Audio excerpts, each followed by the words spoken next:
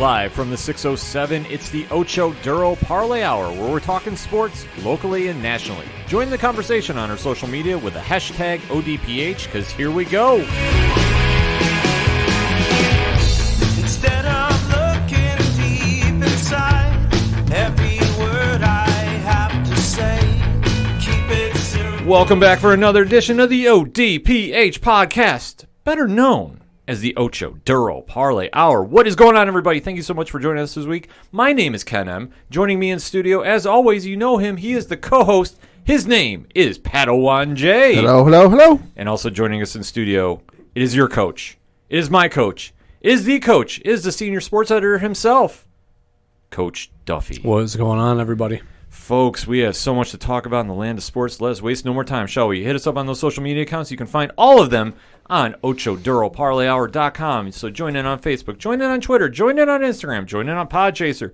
Join in, and always remember to use the hashtag ODPH. And as we kick off every sports show during the NFL season, we have to recap our locks and leaps.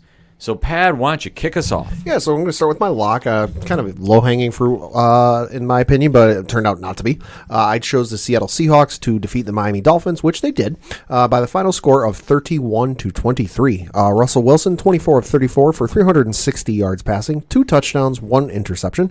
Ryan Fitzmagic, on the other hand, 29 of 45 for 315 yards passing, 0 touchdowns, 2 interceptions. Coach, your thoughts? I mean, I guess we can say that the one kryptonite that this great Seattle team has is against pass. Mm-hmm. Their secondary and pass defense is just not very good.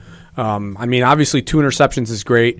Not necessarily, those were great coverage interceptions, as they were just not great throws by Ryan Fitzpatrick. But, I mean, this is if I'm, the Seattle Seahawks, going into the later part of the season, this is a concern for me, especially once you have to, if you have to play a Dallas team again, or, if you have to play a Tampa Bay team that, obviously throws the ball pretty well. So, yeah, I mean, this is definitely something that if I'm Seattle, I have a little bit of pause for concern here. But on the flip side of it, offensively, I mean, outside of, Green Bay, this is the most efficient offense in the NFL. Yeah, facts. I mean, they move through everything. It doesn't matter anything. You're not stopping them. Yeah, no, I'd say the other kryptonite they have, and maybe this is just because I heard Troy Aikman say it like 15 times last week, third downs. Mm-hmm. They got a real issue with third downs. But you know what? It's working for them, whatever issues they got, because Russell Wilson still throwing monster passes. DK Metcalf, another monster day, 4 catches for 106 yards, no touchdowns, but he averaged 26.5 yards per catch. Good Lord. Ridiculous. I guess a couple takeaways I have from this. One, if the season ends right now, Russell Wilson is your MVP.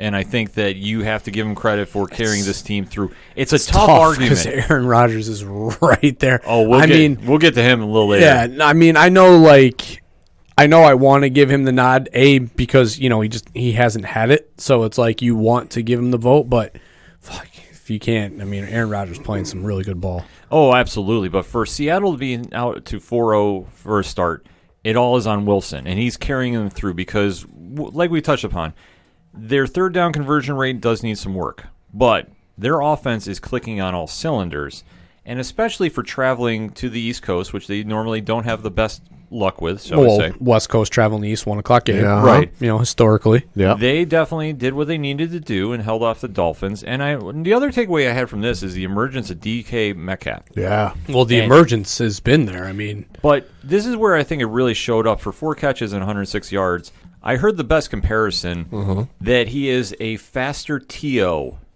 and that is what Metcalf's game is. That he's a TO prodigy, but he's faster. Okay. Man, and that's good. That's real. I didn't even think. I was maybe thinking not Randy Moss, but a Michael Irvin style, because he can run the intermediate. Oh, I mean, I guess he really does run the post and the flies. So.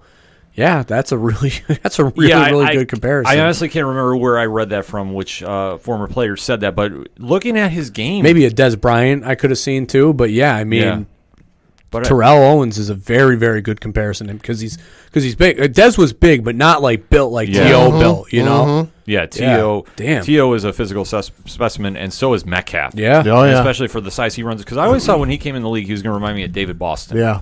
When he was there. But David Boston was small. He was only like 5'8", but yeah, he was musculature was the as biggest shit. 5'8" wide receiver I've ever seen in my life. And we all saw the photos of the combine and stuff coming out where everyone's going, holy shit, look at the size of this guy. I mean, I'm looking at his profile on ESPN.com, listed at 6'4", 229 pounds. That's a friggin' big 229 pounds. Reminder that I wanted the Giants to draft him. Oh, yeah. I said it multiple times that at 17, if he was available, instead I of was taking, looking at him going to telling the Pats to go get him. well, hell, I mean, they got his partner out of Ole Miss, Yeah, and that's he's true. a pretty good wide receiver, too. true. But I had said at 17, if he was available, fucking Giants need to look at him. Instead, they draft the defensive tackle, and where does he go? 19 to Seattle. Yeah. It's just scary that he slid that far because I thought he'd be in the top 10. Well, I mean, I don't want to say the quote-unquote character issues, but I do think there's a little bit of personality conflicts that, when you break down great wide receivers, what do they all have in common? Personalities. Yeah. It's a position, and we've talked about it on the show. Yeah, it's a diva complex. It's a position of not, I don't want to say arrogance, but it's a position of personalities that they just carry themselves differently than a lot of other skill set players. Yeah. And that's an intangible that you really want. I mean, look at what Odell Beckham's doing in Cleveland, for as much grief as, especially now, now that they've really figured out that offense. I mean, he's still a great wide receiver. Yeah, he's a personality, but I would much rather have the passion and the fire of that wide receiver, like a DK Metcalf or him, than I would just a quiet, one catch for 17 yards type, wide receiver. I want that explosiveness. Yeah, I mean, you see that with different positions, too. I mean, you think the quarterbacks, the ones who have succeeded and been around a while, calm, cool, collected. They'll get loud when they have to. They'll kind of raise their voice a little bit when they have to, but they're kind of even-keeled and level-headed to a degree. Receivers, like we said, it attracts the divas. It attracts the larger-than-life personalities. Yeah, you either get a Marvin Harrison or you get a Antonio Brown. Yeah. Right. I mean, it's literally that side of the spectrum, whichever one you get. Metcalf, I think, falls a little more towards the Harrison side because even though he does have that kind of personality, you don't see it overshadowing the team. Well, it hasn't been. I don't think it's really been. I mean, I don't know. I don't know who the Ole Miss coach was when he was there, but I mean, it really. You haven't seen his personality really break. Yeah. This year, he's a very, very quiet. He's a quiet wide receiver. Yeah, he'll get up and point the first down or the touchdown celebrations. Sure, but whatever. I mean, Pete Carroll loves that kind of swagger encourages anyway. it. Yeah, exactly. So it's like I don't know if maybe getting under Pete Carroll and Russell Wilson kind of changed his personality a little bit because I mean that's the type of successful. That's their kind of success. You would fall in line. I mean, who are you to come in and try and be different? And plus, the one thing about Pete Carroll is he has a college football team atmosphere. To Seattle. Absolutely. It almost seems like they're not a pro team. And I'm not meaning this in any disrespectful manner, but just how he carries that team, they are having a lot of fun no matter what. Yeah, it's the vibe that you get from there. It's absolutely correct. But I mean, that's an extension of him because he's young at heart. I mean, when you talk about, style of coaching, it's the player's coach, which Pete Carroll is to a degree, but at the same time, there is the respect because of the level of success that he's had at USC and now at Seattle. Then vice versa of a more of a dictatorship like a Tom Coughlin, which even Tom Coughlin led up towards the end of his run with the Giants. So it's like you see that a player's coach more connects to this generation, and rightfully so, and that's what Pete Carroll's done, and it is paying dividends. Yeah. Looked it up. Metcalf's coach at Ole Miss for one season was a gentleman by the name of Hugh Freeze, and then for 2 seasons was a gentleman by the name of Matt Luke. Sure. Whatever. I mean, great. So, but not Pete Carroll. No, but it just goes to show that the player falls into the right system, they can blossom. And I think that Metcalf has been the sole piece that has been missing from Russell Wilson. I mean, for years, how long did we say he needed? I mean, he had Doug Baldwin for a while. Sure. He had the other guy. He's had wide receivers. Dog's screaming into his speakers right now. Yeah, sure. Yeah, Dog, if you were here, you can name him. They tried the Jimmy Graham experiment. That didn't work out. So it's like, this is what they needed.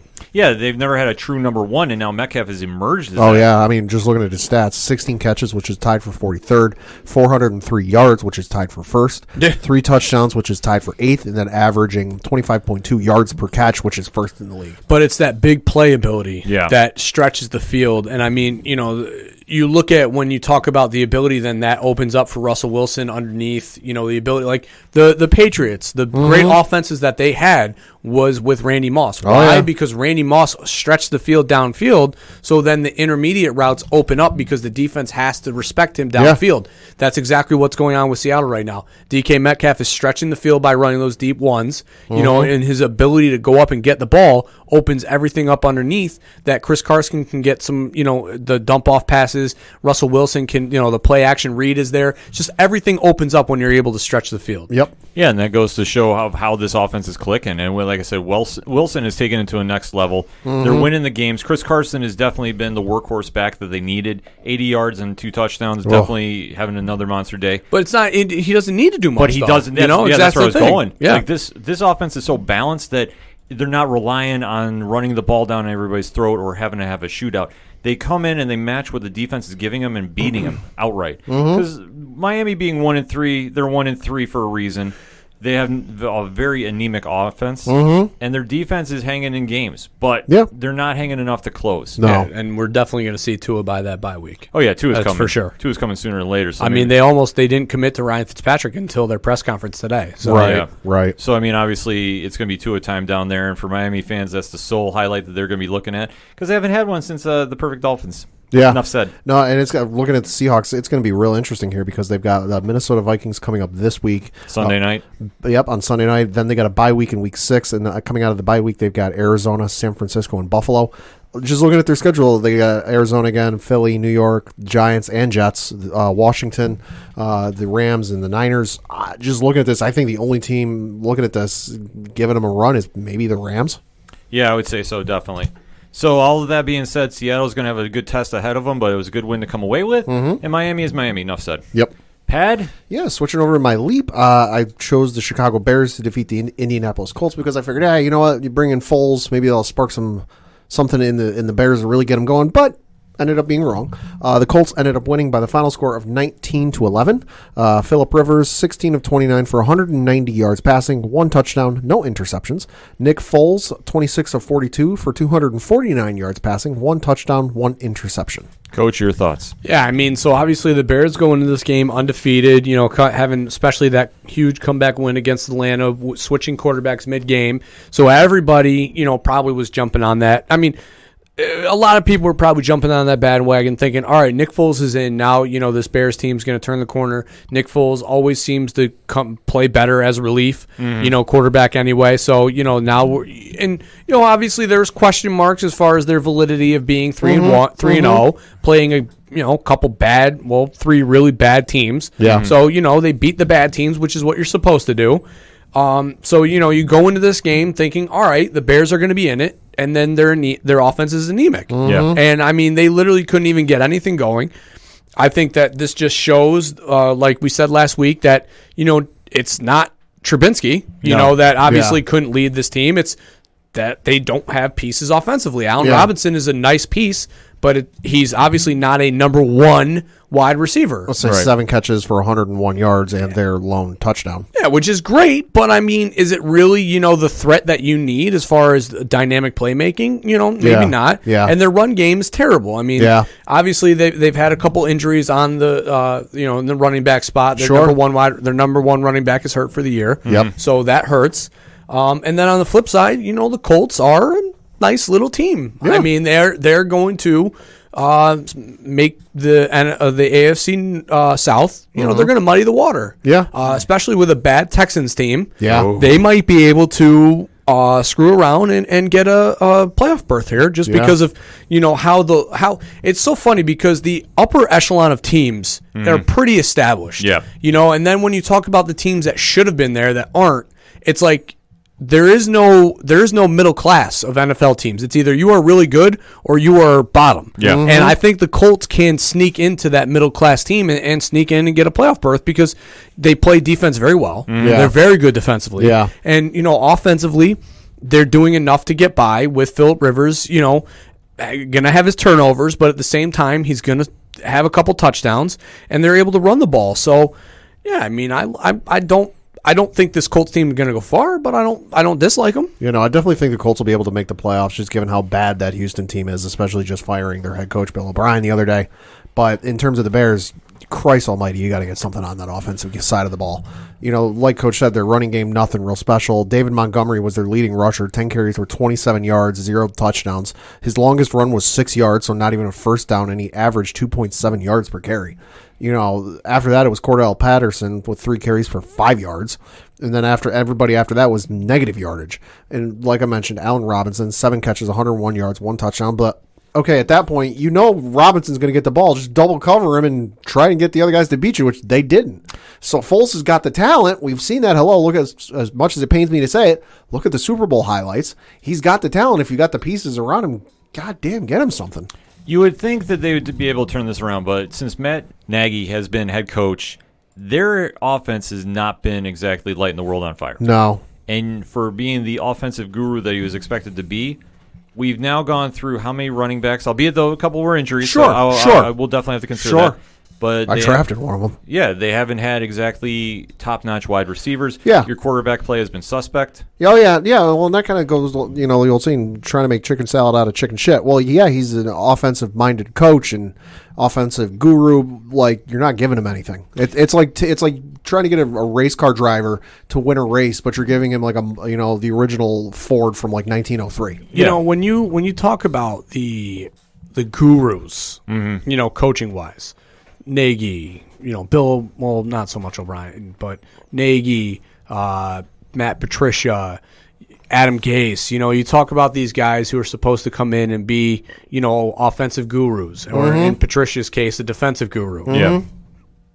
The Detroit's defense is terrible. Yeah. And those two offenses are also really bad. Yeah. So it's like, do you really want to be a guru, or would you rather just be a moderately good head coach and be successful? Bill Belichick obviously was a defensive guru. Oh, yeah. But it's like his defenses are really good, so it backs it up.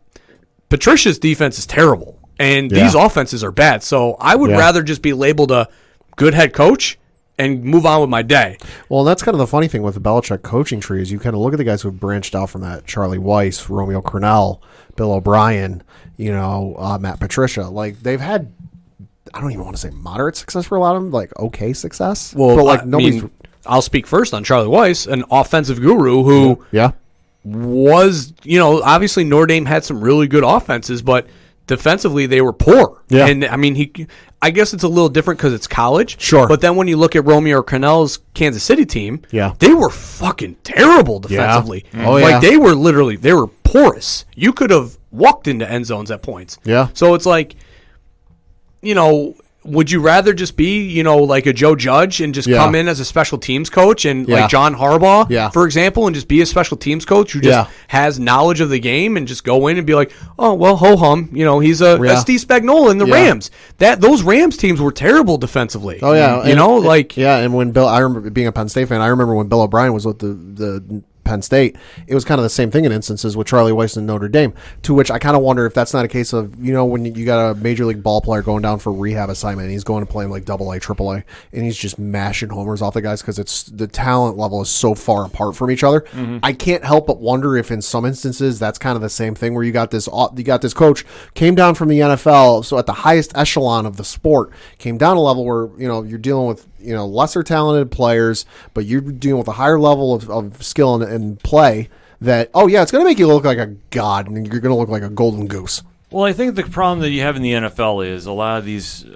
coaches that branch off from the Belichick trees, they will say, that they have these moments where you are great under the system you're in, but when you're the captain of your own ship, you can't keep it afloat because you're focused on one end of the ship instead of the entire boat. Well, and that's exactly exactly what happens. I mean, it's just they, like Bill O'Brien instance. I mean, on top of everything, he was the general manager, but it's like, this week he says I'm going to dabble in more.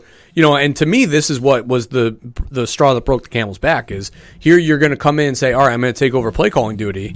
And then your offense plays terrible. Yeah. It's like, or they just don't have a great day and you still lose. It's like, you can't put more ownership on yourself and then not have the actual owner say, all right, you're my GM, you're my head coach, and now you're my offensive coordinator, and we suck at all three of those facets or facets of the game. Yeah, you got to go.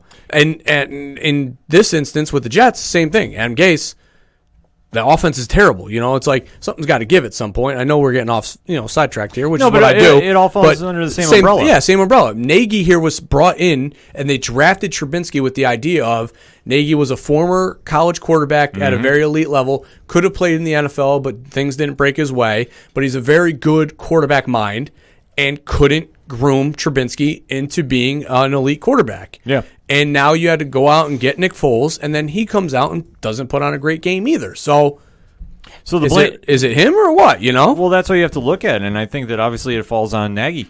Yeah. And I think that it has to go to that coach because this has been your system you've had, and you've been here a couple seasons now. You're not producing. Right. And you are the common denominator in this equation. So say what you will, we haven't seen enough, and I know that you're starting out 3-1, and I think that record is very fabricated. Very much. Sure. That I think your defense, if I had Khalil Mack in my backfield too, I'd be looking okay. Yeah. Well, I mean, you talk about a rival in that division, LaFleur, who was an offensive guru, who now looks brilliant because Aaron Rodgers is going in saying, oh, my headset doesn't work, and calling his own plays. Reminiscent very much of Peyton Manning. So Sure, that's what I say. yeah. When you have players that can step up and cover up a lot of Band-Aids, yeah, your head coach will look like a genius.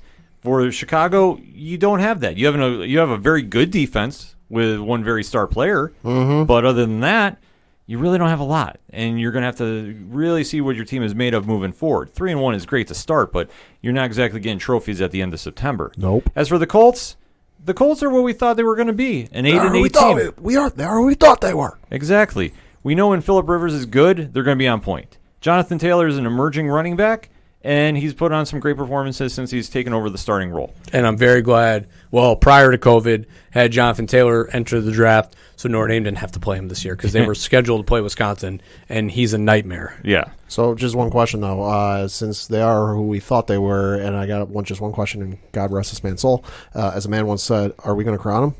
They can crown their ass. Exactly, and you can't crown anybody yet, but for Indianapolis, they could sneak by in a very weak division. Yeah. So we kind of have to wait to see how they play out.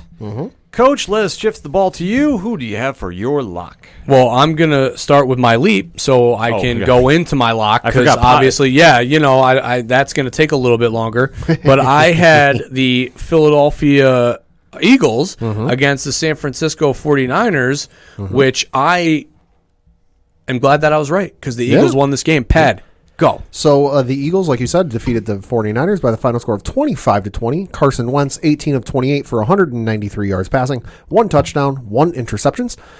Nick Mullins, 18 of 26 for 200 yards passing, 1 touchdown, 2 interceptions. Also, CJ, Beathard. 14 of 19 for 138 yards passing, 0 touchdowns, 0 interceptions. Yeah, so I don't know how they go into the Meadowlands or MetLife Stadium, I'm sorry, put a absolute whooping on the Giants, being the 49ers, the week before, then come back home, have some good home. I mean, this is, again, mind you, they were back-to-back weeks in New York, so now they're coming home, to play home cooking. Yep. Sunday Night Football. Yep. Debo Samuel's back. Mullins played really well against the Giants. George Kittle's back. George Kittle had a monster game. Well, I mean, that's because Nick Mullins was throwing it to him even when he was sitting on the sidelines, man. Yeah. It didn't matter where he was sitting. George Kittle was getting the ball and Mullins was in. It's like playing Kobe in 2K, one button. Yeah. Shoot. So it's like, I don't understand, what happened to this 49er team because it's not like Philadelphia played great. No. They are not a good football team in any shape, way, or form. Any way that you look at it. They are bad. Their leading rusher was Miles Sanders, 13 carries for 46 yards. Leading receiver was a gentleman I've never even heard of, Travis Fulgham, 2 catches for 57 yards and 1 touchdown. Yeah, even when I don't know what the hell I was smoking when I said that they were going to win a wild card because they are a bad football team. Now that I look at it, they must have some injuries because I only recognize one receiver listed in the box score here, that being Zach Ertz. Well, Ward is there too, the former Navy quarterback. But they're decimated with injuries. Yes, but even when they're not, it's not like Alshon Jeffries is exactly playing football to the point where you're like, oh, that's the guy that left Chicago and went to Philly. He's been a shell of himself, especially now that the injuries have added up. number 10 there, Deshaun Jackson, Yep. Yeah. is playing terrible. He's not the same, I'll say now that he's injuries not- are adding up. He's a shell of himself. Yeah, he's a shell. He must be injured because he's not even listed on the No, he's Steps injured. out. Yep. Dallas Goedert, their other tight end, who was arguably going to take Zach Ertz's spot, he is now injured and on IR too. So it's Yeah. like they're decimated. I get it, but they're not good when they're there. I'll say, hey, from the plus side for Philly, Jalen Hurts looks like he saw some game time. Credit for one fumble. Yeah. Well, it is going to be what it's going to be with Philly because they're decimated with injuries, but they're scrapping by, and I think where they snuck a win in here because the Niners took them too lightly. I think for as bad as the Niners have been decimated by injuries, and granted, they did get some help back, they still took this team too lightly. And I feel that when you do this, you're going to get caught. Like, this honestly felt like a trap game to me. As weird as this sounds, Who do they have next week? The Niners have Miami next week. Oh, so this definitely wasn't a trap game. Yeah. This was. Oh, I'll say, are they looking 2 weeks ahead because they got the Rams in week 6? You almost, Yeah. you almost have to wonder because I think when they were coming off their last game there, they were like, okay, we got an easy game with Philly. We got an easy one with Miami. Maybe there's something to that because you look at kind of all the social media and the memes that have been going around and fans, not from players or coaches, but like the memes that are going around just about how bad the NFC East is. Yeah. That there's that one meme where I think it's supposed to be like a cartoon head of the dragon monster from Godzilla, and they all got the goofy faces, and it's just all, and it's Ghidorah, I think. Ghidorah from Godzilla, and it's got all the logos of the NFC East teams. Maybe there's something to that they came into the Meadowlands, MetLife Stadium, and beat the Giants, and were like, hey, you know what? We may be down a bunch of guys, but we're still a pretty damn good football team. Yeah. Oh no! Look at how bad this NFC East is. We're playing an NFC East team. We're gonna roll these guys, and it's no problem. We got this in the bag. Surprise! Yeah, I fully think that. That's why I say it felt like a trap game to me because the way that they came out, and granted, they had a bigger fight from the Giants than I thought they were going to have. Yeah. But to travel out and with how much of a dumpster fire Philly's been, Yeah. I figured that they thought they were going to just turn it on and roll. We had Kittle coming back. We had Samuel coming back. We had everybody. And at halftime, it's only 8-7 Philly, and then after the third quarter, it's 14-11 San Francisco. But then in the fourth quarter, Philly puts up 14 to year 6. Yeah, so I think that they ultimately just took them too lightly and give credit to Philly. They scrapped. Yeah. They did what they had to do. It was not a pretty game by any stretch of the imagination. No. No, I mean, this is a bad Philly team. No, it's a bad. This, to me, with the 49ers, I mean, you come back, Jimmy Garoppolo is obviously your number one guy. He's hurt. For whatever reasons, Mullins played really well, but you have him on a short leash against Philly for no reason. I mean, yeah, all right, he's not playing great, but it's like you got to reward the guy for how he played the week before. Yeah. I mean, you can't just put a guy on a short leash just because of one poor outing when he's not even your number one guy anyway. Yeah. To me, I think that was the most of the cause for the downfall of the game, even though they, only lost by 5. It's like, you don't know what Mullins would have been able to turn around after halftime. And that's where you have to trust in your backups. But like I said, Bethard came in 14 for 19, nothing to write home about. But Mullins definitely deserved a chance to kind of dig himself out of the hole. Sure. And for as bad as Philly is, Frisco being one of the upper echelon teams didn't show it. And they let him on the hook and they got the W stolen from him. So it's like for Frisco, this next game against Miami is a must-win. And it's going to get real interesting after that. Holy shit. Break it down. So like we mentioned, this coming week, they play at home against Miami. And then week 6, they play at home against the Rams. Then in week 7, they travel to New England. Week 8, they travel to Seattle. Week 9, they play the Packers at home. Week 10, they travel to New Orleans and play the Saints. And then week 11, they have their bye week. That is a brutal stretch. So I'm going to say this right now. If San Francisco doesn't win by 10 against Miami, it's cause for concern. It's cause for concern. They're a wash. Because I will tell you this. They'll be lucky if they split that run to their bye week. Yeah. And they need to go in there with some momentum. They need to put on a statement performance. If they don't, forget about it. And it's so wild to think that how quickly the season can collapse. And granted, I get that there's injuries. Yeah. But you have to show me something against the weaker teams. I'm sorry, Miami is a definite weaker team. Yeah. For Philly, they're going to get punched in the mouth next week. They're traveling to Pittsburgh and playing the Steelers. Good night. And then and then the week after, they're playing Baltimore.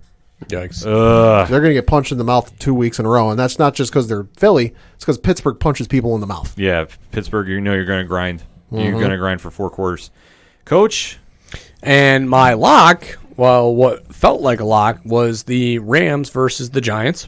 Pat, go ahead. So the Rams won by the final score of 17-9. Jared Goff 25 of 32 for 200 yards, 1 touchdown, 0 interceptions. Daniel Jones, 26 of 36 for 190 yards, 0 touchdowns, 1 interception. And I just want to take this moment to say the thoughts, views, and opinions upcoming here are that of Coach Duffy and do not necessarily reflect the thoughts, views, and opinions of Ken M. or myself or the ODPH. Listener discretion is advised. I mean, all I'll say is the Rams were favored by 12. The line pushed to 13 Saturday morning. Oh, I thought they had this in the bag, and they played terrible. I'm astounded they kept this on national TV as late as it did. Although when I was thinking about it, I was like, I don't think they can flex games. They No, they can't. can't flex And it. I mean, the Rams. I mean, would've. if I'm a Rams fan, I'm pissed. I'm not happy with this performance against the Giants No. because they were in this game up until Daniel Jones threw another timely New York Giants quarterback interception in the red zone. Right. This was brutal. The Rams should be pissed. Fans should be pissed. Do the fans even care? Because they never show up to the games. No, they're like Miami fans. Yeah. Well, I mean, they can't show up to games right Well- now. Well, so- normal circumstances. I mean, yeah, I think they care because if you're a Rams fan, you watch the way that this team just performed against, a team that the Niners just put an absolute ass kicking on the week before with backups. Yeah. Yeah, I mean, and, good for the Giants for coming out and being inspired and playing a little bit better football. I mean, they only gave up 5 sacks. The offensive line actually looked moderately okay. I mean, Which is saying something. Yeah, I thought Aaron Donald was going to, or Donald, yeah. I thought he was going to absolutely just break the Giants' back. I thought he was going to bane every offensive lineman we had.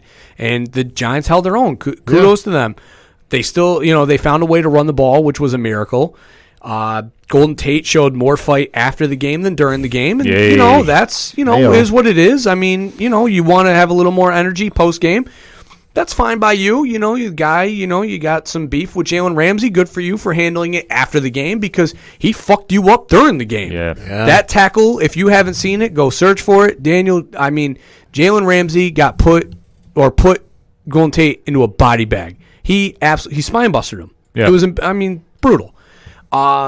If the Giants don't draft Trevor Lawrence in this upcoming draft, if they do have the first pick in the draft, I will be furious because this team is bad, and I know that trading down, getting extra picks, yeah, that la-di-da sounds great. Trevor Lawrence is a once-in-a-lifetime generational quarterback. You have to take him. If you don't, you are bad for you're just a bad franchise. Yeah. But yeah, go ahead. The Rams should have absolutely shredded the Giants during this game because the Giants, not really much going on, not a whole lot good going for them. Leading rusher, Malcolm Brown, 9 carries for 37 yards. Okay, probably should have gotten more there. And your leading receiver was Cooper Kupp, 5 catches for 69 yards and 1 touchdown. So, you barely beat them. Congratulations, you got a win in the win column, but this isn't exactly one to, feather in your cap or put up on the refrigerator when you get home. No, it definitely wasn't. I think the one thing the Giants did well is they figured out enough of the Rams' offense to slow them down, meaning they kept Robert Woods pretty much in check for the game. They didn't let him do his little screen run out to the sides as much as other teams have let happen, i.e. the Bills. I'll be the first one to tell you. Well, when you keep him to 35 yards and on the ground you keep him to 2, you're doing a good job of slowing them down. Well, what I will say is that the Giants secondary, and they are injured. Jabril Peppers is out. Xavier McKinney, the rookie out of Alabama, has been hurt since the training camp. So they've had injuries. They brought in Logan Ryan. They played really, really well in the secondary, which was shocking to me because the week before, not so much. No, they looked atrocious. Yeah, and I thought, what really the Rams were going to play to was their run game. I thought they were just going to pound the ball up the middle because the Giants' defensive line has not been very good against the run. And they didn't do that. I again, like you said, the Giants figured out them offensively, and that's what kept them in the game. And I will say this. I thought the McVay should have done that too. I thought they should have ran the ball, even though it's a running back by committee. I think I was supposed to get drafted and run for him this week. Well, Brown, the running back by committee. I pick up Henderson thinking even if it's a running back by committee, they're going to give the ball the hot hand. Yeah. And at one point, Brown had a solid stretch, but he wasn't doing anything to push the needle, and they left him in for 3-4 series after halftime. And that was head-scratching. Because McVay, I don't think, in my opinion, can manage a running game. No. I honestly think ever since you guys run to the Super Bowl. When you have Todd Gurley in his prime, that makes up for a lot of mistakes. Sure. Well, because you can run right, run left, and you just can trust that he's going to break a run. Yeah. And then they had, C.J. Henderson as his backup that year, so it was a good Well, they picked him up late. Yeah. But looking at the team they have now, okay, you show that if you can stop the run early, just slow down, should I say, because they weren't really stopping the run. McVay goes to what he knows best, screen passes and dumps to the tight end. The Giants picked up on that early. Yeah. That was the more telling thing to me is, okay, McVay, you got hit with a counterpunch. You had nothing to really retaliate with. You kept working the jab. I know I'm mixing sports, but this is how it broke down. No, I mean, and that's what you see a lot of these coaches that stem from a West Coast offensive tree. Yeah. So, Gruden from the famous 49er tree of Bill Walsh. He extends down from that. You see that those West Coast style offensive coaches eventually, if the run doesn't work, they will opt for screen passes and dinks and dumps to alleviate what the run's not doing. Mm-hmm. And that's a problem to me because you have to commit.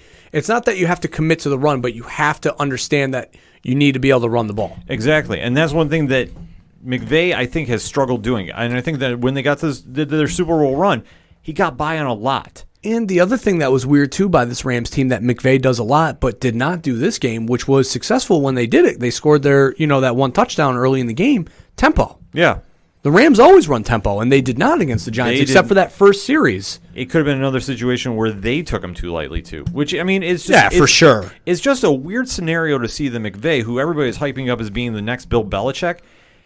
Can't figure out what the fuck he's doing. I don't see it. Yeah. I'm sorry. No, like he has flashes of brilliance, but I'll tell you what, they're like Snapchat flashes. Yeah. They don't last. And he can do great in one quarter, but the other three you're looking at and going, what the hell are you doing? Because I can't figure you out. I mean, that's why as a Giants fan, all right, it's a loss and it's brutal because, you have the chance to get back in the game with like a minute 15 left and then Daniel Jones, throws that young quarterback interception of forcing the ball instead of making the smart play, which young quarterbacks are going to do. But, at the same time, if I was a Rams fan, that's why I'm not happy. Yeah. You cannot... sit here and look at the way that the Giants played last week against the Niners and come up and only win by, 8 points. Yeah. To me, that's the more frustrating thing. I mean, as a Giants fan, this is a great bad loss. No, I agree with you. As a Rams fan, this is a bad win. Mm-hmm. This is an extremely bad win because you nearly lost this. You should have lost this. No, I'll say this because if you were a better team, you need to impose that will and send that message. Yeah, this should have been. I thought the Rams would easily hang 30. I'll say there's no reason that entering the fourth quarter, this game should have been 10-6. Exactly. Facts. Oh, and I mean, the Giants let you off the hook because they couldn't get third down conversions in the red zone. Yeah, they were terrible in the red zone. So you're lucky a bad team didn't hang up about 21 on you. To be honest with you. So for the Rams, you have got a ton of work to do because you're not falling in the who is Atlanta, what is Atlanta conversation, but will the real LA Rams please stand up? Mm-hmm. That's going to be the question now. At least just establish. I mean, if you're going to do a running back by committee, then you should be getting them touches. Yeah. Pat, you got that schedule up for them? Yeah, so this upcoming week they travel to Washington and play them. The week after they travel to San Francisco and play the Niners. After that they play Chicago and Miami, and then their bye week is week 9. Flipping over to the Giants, they've got a very heavy NFC East schedule here. They play Dallas this coming week, Washington the week after, Philly the week after that, and then they've got Tampa Bay, Washington, and Philly before their bye week in week 11. Well, the Giants will be facing division, so who knows what you're going to get out of them. I mean, because that is just a dumpster fire of a division. That Dallas wide receiver corp, though, against the secondary does make me nervous because while the Woods and the Cups, don't run those deep routes, CeeDee Lamb and Amari Cooper are going to be, and Gallup are going to be galloping down the field, if you will. Your fantasy football advice is load up on the Cowboys this week. I mean, I would say if you have Des Bryant, who's already, on pace for like 17,000 yards this year or something. Wait, did I say Des Bryant? All right, Dak Prescott, who's on pace to throw like 17,000 yards. Got him on one of my fantasy teams. You might want to start him. Yeah, it just goes to show that the NFC East is that bad. So. And if you have Zeke, you might want to sit him because they might throw 100 passes. Yeah, this might be a career day for Dak. And he literally might throw 100 passes. Would appreciate it. Yeah, and for the Rams, traveling again, facing the NFC East. You got a big matchup against Frisco in division. Yeah. You have to show a better performance than you did against the Giants. That's all there is to it. Like, Washington, I believe the point spread currently is 11 right now. You need to hit that. You got to hit that. So that'll be the homework assignment for the Rams if they are the real Rams, because I want to see which real Rams team steps up. So that being said, I guess we will go to my locks and leaps, and I will start off with the leap. Okay. Now, prior to making this, Cam Newton was still in the lineup. I'm not using this as an excuse because I stuck with my leaps. I didn't flip it. I didn't go back and forth. I took the Patriots because I said Bill Belichick would be able to slow down Patrick Mahomes, and then we'd have a really good game. Obviously, if Cam had been in the lineup, it probably would have been a very different story. But it was what it was. Pat, you want to break it down? Yeah, so the Kansas City Chiefs won by a final score of 26-10. Patrick Mahomes, 19 of 29 for 236 yards passing, 2 touchdowns, 0 interceptions. And then Brian Hoyer, 15 of 24 for 130 yards passing, 0 touchdowns, 1 interception. And then Jarrett Stidham, 5 of 13 for 60 yards, 1 touchdown, 2 interceptions. Coach, your thoughts? I mean, the Chiefs offensively are, again, I've said it last week, I'll probably say it every week, just like the Trevor Lawrence thing for the Giants. I mean, you cannot cover them. It is literally impossible to cover this Chiefs offense. Tyreek Hill, too much of a threat. The run game, too much of a threat. Sammy Watkins, tight ends, offensive linemen. You never know what they're going to throw at you. You never know what formation they're going to throw at you. It's Patrick Mahomes is untouchable. I mean, they literally, I don't know what team outside of like the 85 Bears defense mixed with like Lawrence Taylor and Carson of the Giants linebackers and Deion Sanders in the secondary with, Rod Woodson as a safety. I don't know what team could stop them defensively because they are that good offensively. Thing of it is, though, the blueprint's there if you watch some of the highlights from this game, because going into halftime, New England only gave up 2 field goals to them. Sure. And I've tweeted it during the game that, the offense for the Pats had to score here because the defense can only keep Mahomes contained for so long. Eventually the dam's going to break and he's going to score. And they held him for the longest time. And dear NFL head coaches that have to play the Kansas City Chiefs either some point down the road or potentially in the playoffs, the blueprint on how to beat them is there. The Pats did it. They showed you how you beat them. They were bringing down linebackers who you didn't know if they were going to blitz or not, but then they drop them in the flat, forcing Mahomes to run around and do what I like to call schoolyard bullshit and just run around while everybody's covered. The only thing that held the Pats back was those costly turnovers on offense. Yep. Which again, had Cam been in the game, would not have happened. He would not have held on to the ball too long like Brian Hoyer did. He would not have held on, the 2 times he did that. Wouldn't have thrown the interceptions that Jarrett Stidham had. This would have been a lot closer of a game, and the blueprint on how to beat the Chiefs is there. I fully agree with you, Pat. I think that the Patriots schemed Patrick Mahomes very well. I just think that offensively the Patriots really struggled without Cam, and I think you can see it was a day and night difference. Oh, yeah. They got the running game going. I mean, Damian Harris had 100 yards. Off the practice squad. Yeah, which he probably won't play next week because that's how Bill Belichick rolls. Probably. So just get fair warning for your fantasy teams. He might because, what is it, Sony Michel's on IR. Yeah. So he's out for a few weeks. So anything's possible. But like I say, it's just the joke with the Patriots is you never know who's going to step up for him. And this defense surprised the hell out of me because I did not know what I was going to get out of this defense because we're missing 9 defensive starters, but they surprised the shit out of me. Here's the thing, though. And I understand and respect, you guys saying that the blueprint is there because, up till halftime, they held them to 2 field goals. Well, what happened after halftime? Kansas City made adjustments. That's the problem. You gotta punch, you gotta counterpunch, and New England didn't react fast enough to their counterpunch, and that's what would have kept them in the game. So, all right, I mean, that's great that they showed the initial blueprint. But the problem is Kansas City counterpunches. Well, I think, though, they also got away from what they were holding him back on offense, which the running game, like I say, was very good in the first half. The second half, it really wasn't, in my opinion. It wasn't as efficient, I should say. What happened was, like I said, offensive mistakes. You come out of the half, Patriots fumbled the ball, led to a Kansas City touchdown. Sure. Came back and scored their own, but Kansas City answered them back.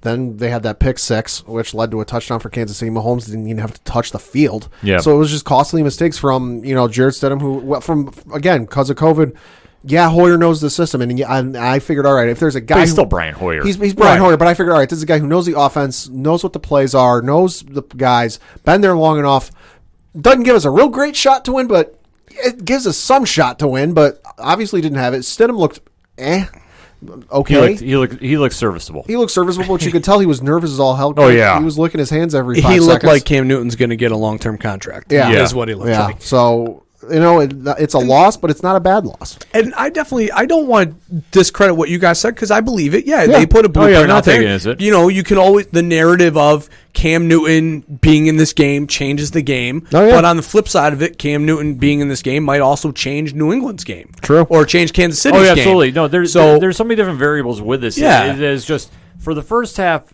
Belichick showed how to slow down the Chiefs. I think if they had a better offensive production in the second half, it would have been a lot closer. Yeah. But give credits to the Chiefs because Andy Reid made those adjustments, which, I'll be honest, you don't really see him do too much of in the second half. No. Well, I mean, I know Andy Reid is the heck, but the offensive coordinators, he calls the plays. Yeah. And the gentleman's name escapes me every time, and I know we mentioned him last week. Oh, Eric. Yeah, he's the one that made, obviously him and Reid. Reid's the head coach, so he has final say. But they make decisions together, and the offensive coordinator does call plays for them. So I mean, it goes to show that the guy deserves a head coaching job. Eric Bieniemy. Eric Bieniemy. I mean, he's a great offensive coordinator. I mean, and listen, I definitely think that New England is a very good team.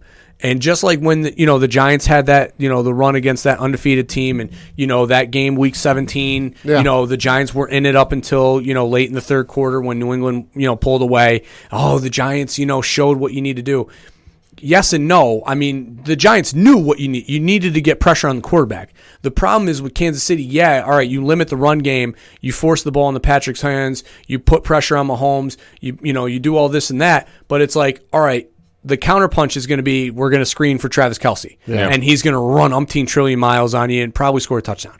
Or we're going to bubble screen Tyreek Hill, or we're going to end around Sammy Watkins. It's like it's just an endless counterpunch of things that really makes me think that they're definitely better than Baltimore for sure. Oh yeah, and they're definitely better.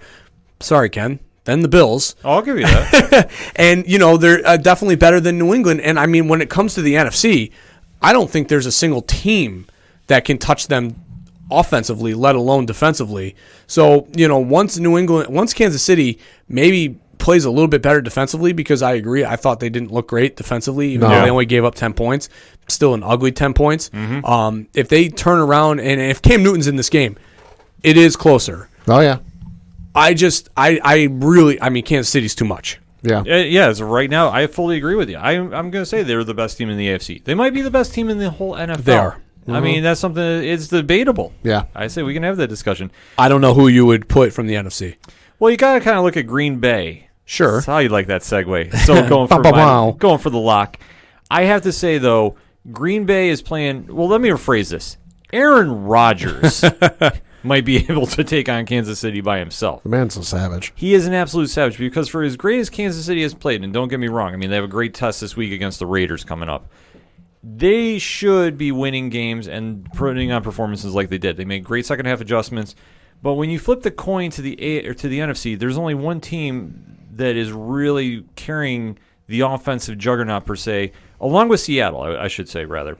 But Aaron Rodgers is playing that Mahomes level, if not better. And you even saw during that game. Pat, you got those stats? Yeah, so Green Bay won by the final score of 30-16. Aaron Rodgers, 27 of 33 for 327 yards passing, 4 touchdowns, 0 interceptions. And on the flip side, Matt Ryan, 28 of 39 for 285 yards passing, 0 touchdowns, 0 interceptions. Coach, who is Atlanta? I don't even want to talk about them. Porquet is Atlanta. They're a dumpster fire. I don't even want to. I want to talk Green Bay, and Green Bay only, because Atlanta's not even a team to me. Burn it down. Burn the building down. Also, got to give a shout out to the 30 and Nerdy podcast. What in tarnation is Atlanta? Shout out Tyler Mack. What up? Green Bay is very good. You pair them with Kansas City, though, and you put this into a slugfest. It wouldn't be a slugfest. It'd be a shootout. It's a shootout. You put them in a shootout, and I don't think Green Bay, even though I just went back and looked at these games. Only a 8-point win. 8-point or 9-point win against the Vikings, a very bad Vikings team who has not looked good since that game, even though they did just beat the Texans. But I could beat We'll the get into that Texans. in a little bit. Then you look at a 20-point win against the Lions. Well, we just talked about how Matt Patricia's defense is terrible there. And then they have a 7-point win against the Saints. Well, the Saints do have a pretty good defense. So, all right, kudos there. But then you look at a 14-point win against this team, as I will refer to them from now on. What does that really show me? That Kansas City's probably going to put 50 on them. It's a debatable question because the one thing that I took away from this game is Aaron Rodgers is playing like a man possessed, and he wants to really stick it to everyone, which we talked about on this show. So I loved. Did you watch the pregame at all? Yes. Booger McFarland was like. So Steve Young got interviewed, and they were like, how does this, how do you think this makes Rodgers feel? And he said, this is going to push him. This is what, might be the motivational factor that he needs. And then Booger came back with, he's not comparing himself to this. He's comparing himself to the Tom Brady's and the Peyton Manning's. And Steve Young was like, I don't disagree. But if you don't think that he's looking at the fact that a young man was drafted the number 1 pick in the middle of his career with all the things that he watched this franchise do while he was drafted in the first round and Brett Favre was playing in front of him, you're out of your mind. Like, yes, this is motivation. And even Young was like, I went through this in San Francisco. When I was released from Tampa Bay and went to San Francisco, I watched, them force out Montana and put me into play. So Aaron Rodgers is watching this. He might be, he might be comparing himself to Tom Brady, but he's looking behind him, and he might be playing nice, but in his mind, as you said, the dude is a savage. Yeah. He is absolutely using this as steam. I have to read this quote before I hand it to Pat, because on the Pat McAfee show... I was just about to read the same quote. I'll let you take it if you want. Yeah, so on the Pat McAfee show, in regards to his quote-unquote down years, he said, quote, I sometimes laugh when people talk about down years for me, because a lot of times down years for me are career years for most quarterbacks. It's just facts, bro. He's a savage. Dude, he gets it. Yeah, he gets it. And, and his team is answering, too, because, like we say, his head coach, I don't even think is existent. Like, this reminds me of I'm sorry, like, literally, this is, you could call him the Green Bay Rodgers. Because literally is Aaron Rodgers' team, and he's doing whatever the hell he wants. And you know what? His head coach is doing the smart thing. He is not saying a damn word this season. Well, you saw last year when he did try to say something. You saw that Dallas game on not Thanksgiving, but that Sunday afternoon game, and you definitely saw after that it was a defer to whatever Mr. Rodgers, as Matt LaFleur should probably reference him as, for the rest of the year. And kudos to him. That's smart coaching. That will keep your job. Yeah. He's definitely going to earn his job. And I think for Rodgers, there you have a dominant hold in the NFC North.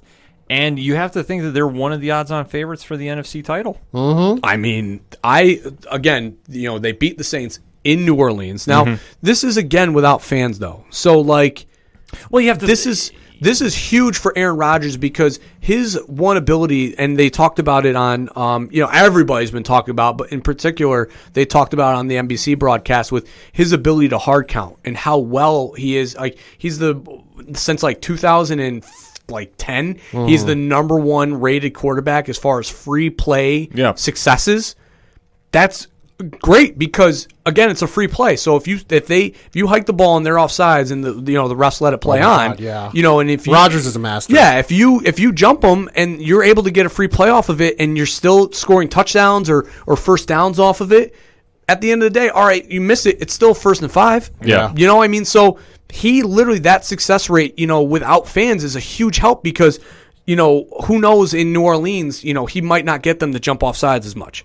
So again, though, kudos to him for taking advantage of what's in front of him. I'll say the other thing, too, is, the fans play, fans or no fans play a factor into it. But the other thing, with a lot, as much as Peyton Manning, the number of times I had to watch the Patriots go up against him, and he had 2 minutes, 2 timeouts, and had to make up a deficit. Sure. Scared the shit out of me and took years off my life. I got gray hairs because of Peyton Manning. Rodgers scares me more because you got a lot of quarterbacks who are lethal from maybe about 30, 40 yards out, give or take. Rodgers is lethal from the other side of the 50. Let's not forget that one Monday night game or Sunday night game, whatever the hell game it was, in Detroit, where he aired a Hail Mary from the other side of the 50 tossed it into the end zone, and whoever the receiver was went up and got it. Yeah, I think it was a Monday night game. Yeah, the Monday night game. Yeah. Rodgers is lethal and does not need a chip on his shoulder. That, like we said, he's got a huge chip on his shoulder, and for all the justified reasons. But if I'm the head coach, Matt LaFleur, suggest a play, but at this point, if he doesn't do it, don't argue with the results. They're 4-0, and Rodgers has over 1,200 yards passing, good for 5th in the league, 13 touchdowns, which is good for 2nd in the league, 0 interceptions, which is tied for 1st in the league, and a 92.8 QBR, which is 1st in the league. All mind you, without his number one wide receiver. Exactly. He does it by wide receiver by committee. But I will say one thing that has been overlooked a little bit is the play of Aaron Jones. Yes. He finally has a running back to balance him out. I think the first time since we've seen a running back in Green Bay since Amon Green who's really stepped that up. I mean, I think Jamal Williams, too, is a very good compliment as well. I mean, he doesn't get as much credit as, Jones does, but yeah, I mean, this is the first time that they've really built, a true run game that he can rely on that makes it easier for him to throw, stretch the field a little bit. Mm-hmm. But at the same time, though, I think it's Aaron Rodgers as a threat that helps open up the run game. Yeah. So, I mean, yeah, it's kind of a give and take, almost of a chicken came before the egg situation. Yeah, it definitely is. But for Green Bay, you got to be really happy with the success you have thus far. For the other team, we've already said blow up your entire team, organization, and everything connected to it. Just everything. Just give it to a 10-year-old playing. Just give it to a 10-year-old playing Madden. They got a better shot of running that team. It stinks. Yeah, we got to get that sound here from 3FN. Oh my God. I mean, what else can you really say about that? So let's go into our red zone offense here, Coach. Final takeaways from this weekend. Well, I mean, I thought this weekend was, I guess I'll touch on Houston. Let me go there. Sure. Bill O'Brien obviously, was put in a position of head coach, and general manager, probably a little early in his career than necessarily what should have been earned. Way too much power. Yeah, too much power early, especially when you look at the fact that really few head coaches outside of Bill Belichick, Parcells, and, for the most intensive person, I just said Pete Carroll, in Seattle. It's very difficult, especially when you, have a little bit of an ego, that can get in the way. And obviously the trade for Hopkins, for aging running back, definitely blew up in your face. And this team in Houston has not looked the same since. All right, if you want to change identity and you want to be a power run team, I get it. But then at the same time, you need to be able to build an offensive line around that strategy. They didn't do that. Deshaun Watson, I feel for you because your career years are being wasted right now in the middle of your prime. Will Fuller played a very good game, but at the end of the day, 0-4, they've had a tough stretch. That's a tough 0-4 because they've played really good teams, but you can't start the season 0-4. The last time that a team started 0-4 and made the playoffs, I believe, were the 12 Giants. That ultimately went on to win a Super Bowl. So it doesn't happen often. No, and it's not easy to do because you go 0-4. You got to at least finish in that division 10-6. So that means you can only afford 2 more losses. And that team is so much of a dumpster fire. It's not even. And 2 more losses, and I don't think you can win games in a row with the way that team's built. And J.J. Watt, the same thing. It sucks because I think these guys. Shut up, Siri. Yeah. I think these guys deserve better, and hopefully, Romeo Crennel is going to step in, I believe, and name the interim head coach and can turn something around. But I don't know. Yeah. He'll guide that ship to the end of the season, but I don't think they retain him. No. Oh God, no. Pat, how about you? Just want to mention Cam Newton, since you're a Patriots fan, everyone's kind of wondering what's the situation with Cam, what's going on with him. ESPN is reporting as of this recording that he is asymptomatic as of today. So it is possible he could return to practice by Thursday and be good to go for the game against the Broncos on Sunday. So fingers crossed for that. So I know everybody's expecting me to talk about the Bills. And no, for record, I was not the person on the skateboard with the helmet drinking cranberry juice and listening to Fleetwood Mac. I want to clear that up right now. Good Lord. But that meme is incredible, though. God, love that thing. I'm actually going to close out talking about those Cleveland Browns. And 3-1. And albeit they almost gave the game away to Dallas. But Mike McCarthy, is he even watching defense? No, I don't think so. I'm sorry. I don't know. I don't even think he's watching any defense. They looked absolutely atrocious on defense. The fact that Cleveland is hanging 49 on your team. And it's funny. It's the same. What changed? Yeah. What changed? The only thing that was Nick Chubb left the game early. That was it. Well, no, I'm saying what changed for Dallas? You fire Jason Garrett. You're thinking that you're gonna bring in Mike McCarthy and have change.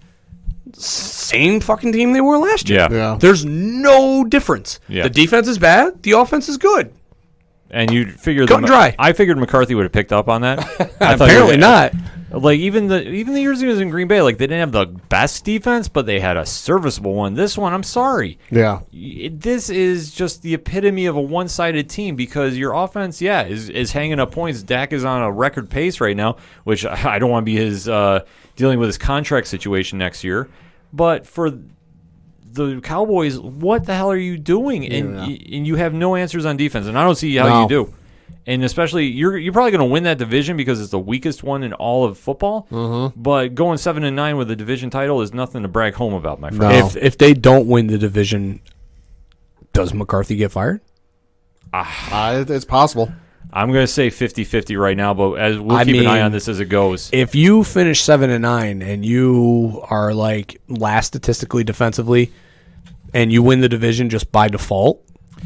See, you know what? Let me rephrase that. I think he stays around one more year because Jerry stuck with Garrett for so long. Yeah. Yeah, but that was on the predicate, on that he built this, helped build this offense, with Dak and Zeke. What has McCarthy brought to the table? No, the only thing he's brought is a different look to the offense, but you didn't need to. That's like putting more air into a freshly bought tire there. I mean, I just hijacked this too because you were talking Cleveland. So, I mean. No, because the narrative is Dallas is bad, but how about them Browns? Yeah, baby. Yeah, very surprising. Odell Beckham Jr., welcome back to the league. It's been a while since Burn me in fantasy this week. We killed the hire for the Stefanowski or whatever. Yeah. We crushed that hire. Another offensive coordinator that never had head coaching experience, but he's figured out what to do. Yeah. Get the ball out of Baker Mayfield's hand and watch this team rise, and that's exactly what's going on. Yeah. And especially they got the running game going. Even though Nick Chubb went down, not season ending. He's on IR, but it's not. They're saying It's the early season IR, whatever. Yeah, they whatever call that it. is. So Short-term IR. I think 6 games. I want to say Something like that. It's 3-game minimum. It's 3-game minimum, but I think they said they're expecting It's up him back to in 6. 6. Yeah. He going down didn't really hurt this team, and that's so wild to say. Yeah. But Dearness Johnson, whoever you are, you had a career day, my friend. Getting a lot of claims on waiver wires. He's a fantasy football. It's like 96% unowned in ESPN leagues. So. Yeah. Odell Beckham Jr. was your second leading runner, but for the 2 end arounds, he burned the defense. Oh, man, dude, they had him in the backfield. They had him dead to rights, and they still couldn't tackle him.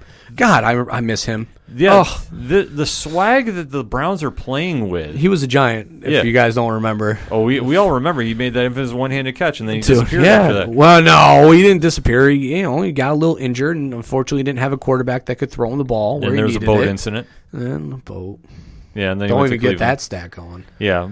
But no, seriously, though, I mean, they won that trade. They robbed the Giants blind because on the flip side of it, Olivier Vernon's playing really well defensively. I mean, he's not putting up 17 sacks a game like his contract probably, would assume that he's getting. Mm-hmm. But, I mean, he's definitely helping Myles Garrett on the other side. Oh, absolutely. And even when Myles Garrett got suspended last year, Olivier Vernon stepped up and played pretty well.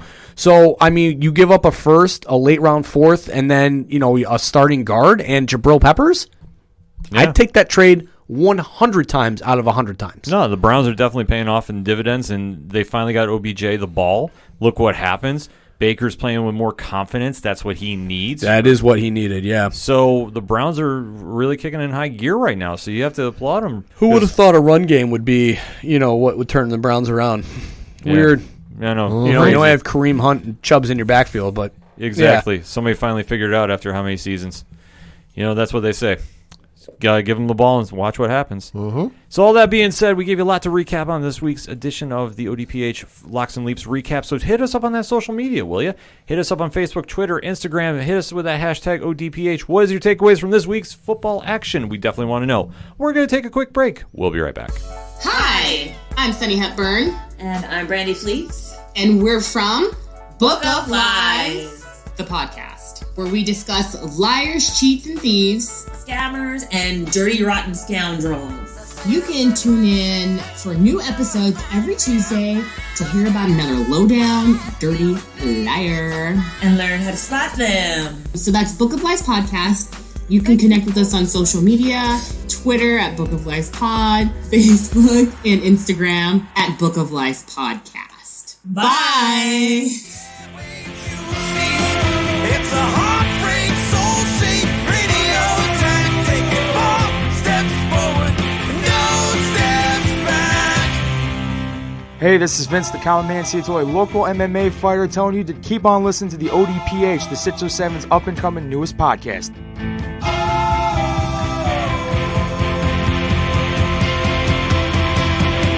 We knew right where we'd be, floating on the airwaves, you see. It's a heartbreak, soul-shaped radio tank, taking 4 steps forward and no steps back. We knew right where we'd be. Welcome back for segment number 2 on this edition of the ODPH podcast, and let's talk some basketball. Basketball is my favorite Somebody's sport. in trouble. Break it down. It's NBA Finals time. It's the Knicks, isn't it? Knicks are in trouble? Oh, wait, sorry. Reflex. Wow. Wow. Reflex. Sorry. Unbelievable. He's Unfucking Pat is believable. He's being got a to start savage. like that. I know. I mean, now you just threw me all. I was bringing nothing but energy. Now you threw me all off into a sad, sad depression. I think it was all Haven't that, you been there for like 20 years? no. I think it was all that Close. Cam Newton talk last segment that Yeah. really got to him. So, Coach, let us rebound. Let us talk about those Lakers and Miami Heat. Okay, do it live. Yeah, I mean, this has been a great series. Obviously, the Lakers now up 2-1 with a great Game 3 victory led by and starring Jimmy Butler. Yeah. Who if you didn't hear this, everybody, I'm sure you must have been living under a rock because he outscored, he out-rebounded, he out-assist LeBron James. First time in an NBA Finals game ever. Ooh. Lottie fucking da. Yeah. I mean, even Jimmy Butler, to his credit, said that wasn't even his best game. Yeah. That when he was 13, he beat a 39-year-old man, and that was the best game of his life. I fully believe that. So kudos to Jimmy Butler for not giving a shit because guess who wasn't? This guy, and he's got 2 thumbs. It's a great performance. Don't get me wrong. I mean, I'm rooting for the Heat. Oh, yeah. I mean, the Lakers, the story, yes, I know. But there's just something about Jimmy Butler that I just gravitate towards. It's the leadership. I just read a story, somebody posted on Facebook that Jimmy Butler bought all of his Miami Heat teammates hoops during quarantine so they could practice. So this dude was on it from day one. Mm-hmm. You know, he wanted this championship. He has been working towards this. You know, he leaves Philly where it was a sure deal. Yeah. You know, I mean, everybody was like, all right, you stay in Philly, you, Embiid, Simmons, you know, Redick probably would have resigned. You know, they would have been loaded. This would have been the year. No, going to Miami, young team, South Beach, rebuilding. Nah, not so fast. Championship. Yeah. And the Lakers are the Lakers. Yeah, no, and I know last week, I believe it was, we kind of all figured out, you know, the Heat would sneak out maybe game 1, game 2. Of course, that was before they lost Bam Adebayo, and then Goran Dragic went down. But we should note, good news for the Heat. According to sources from ESPN.com, Bam does plan to play game 4, which is tonight against the Lakers, so they got that going for him. So I'm hoping, I don't have a dog in the race. You know, I'm not a Heat fan, I'm not a Laker fan. I am a basketball fan. I enjoy watching good basketball. What I don't like watching is 4-game sweeps because that is boring as all hell, and nobody likes watching a one-sided affair. You know, so I am semi-rooting for the Heat in this instance because, I want to see this thing go 5, 6, even 7 games because I enjoy good basketball. Yeah, this series has definitely been entertaining. I think more so than I thought it was going to be originally. Because Game 3, we really saw a twist in momentum. And with the Heat having their backs against the wall, because let's face it, they went down 0-3, the series was going to be a sweep. I have no problem saying that. They showed up, and they definitely answered the Lakers, and Jimmy Butler is the epitome of hard work. He is the heir to the throne of Mamba mentality. Yeah. Facts. There is no question. You don't even try at me on OD Parlay Hour saying otherwise. He is the successor to that. He embodies it full-heartedly. Yes. He literally, that is... I don't know anybody else who has this put the team on my and because LeBron doesn't. I mean, listen, I'm not a LeBron hater, but at the end of the day, he threw a fit until he got Anthony Davis. You know what I'm saying? Like, everybody else has asked for stars. Jimmy Butler is asked to play and be around guys who want to play basketball solely and win. Yeah. And that is what Jimmy Butler's wanted, and that is what he got in Miami. Oh, yeah. Yeah. And especially dropping 40 in that game, and it was a do-or-die situation, you saw him really step up. Yeah. You really saw him put the team on his back and deliver a win when they needed it. And especially being as injury-depleted as they've been. He really took the game over by himself, and that's what you want from your superstars. Yeah, facts. On the flip side, I did see something from LeBron that I know has made a lot of headlines. He's going to go there. I'm going to go there because I really question it, but I really also at the same time said, haven't we seen this before? In different circumstances, but yes. And that is, he left the game early. Well, walked off the court. Well, he walked off. Yeah. That's what I meant. He left early. He walked off before the ending because he was so disgusted with his teammates and their poor performance that night, which I understand the frustration and the emotion involved in the game. Which he'll allegedly say he thought the game was already over. Yeah, which I also don't believe, and I could also say a few other things. Here's the thing, if I was Jimmy Butler, and this is what I said, it could have come back to haunt them, but it also could have been maybe a rallying cry of, you're not going to disrespect us. So Jimmy had the ball, the dreaded shot clock turnover, which, has been, was a WOB, NBA national known thing of, nobody wants to take the final turnover for the shot clock violation, which was discredited because it is actually a team turnover, not an individual turnover. So, but it became very funny among the NBA. I would have just fucking dunked it. Yeah. I would have just gone in full-heartedly, and I would have put a tomahawk down. And I would have said, you're going to walk off the court, I'm going to have 42 now. Yeah, I fully agree with that. And it could have come back to bite him in the ass because then the narrative would have been the disrespect by Jimmy Butler to not count it out. But then, I think on the flip side of it, Jimmy Butler and the Miami team would have been, no. They walked off the court.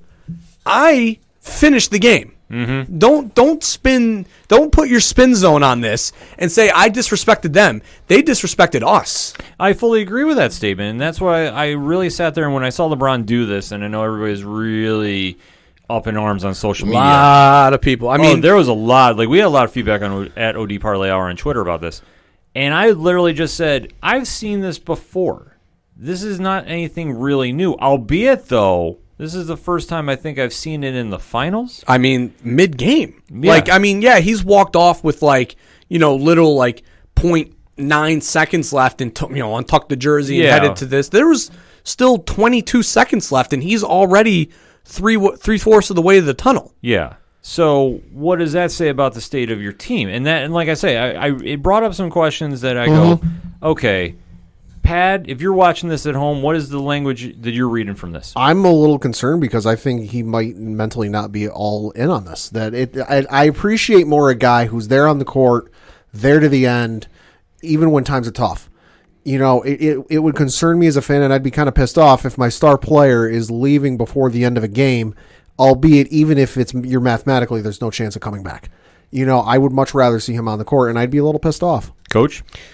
I mean, as, somebody who, coaches and is into basketball and grew up idolizing, arguably the greatest captain in history of Mark Messier, who would literally have died on this hill to defend his team.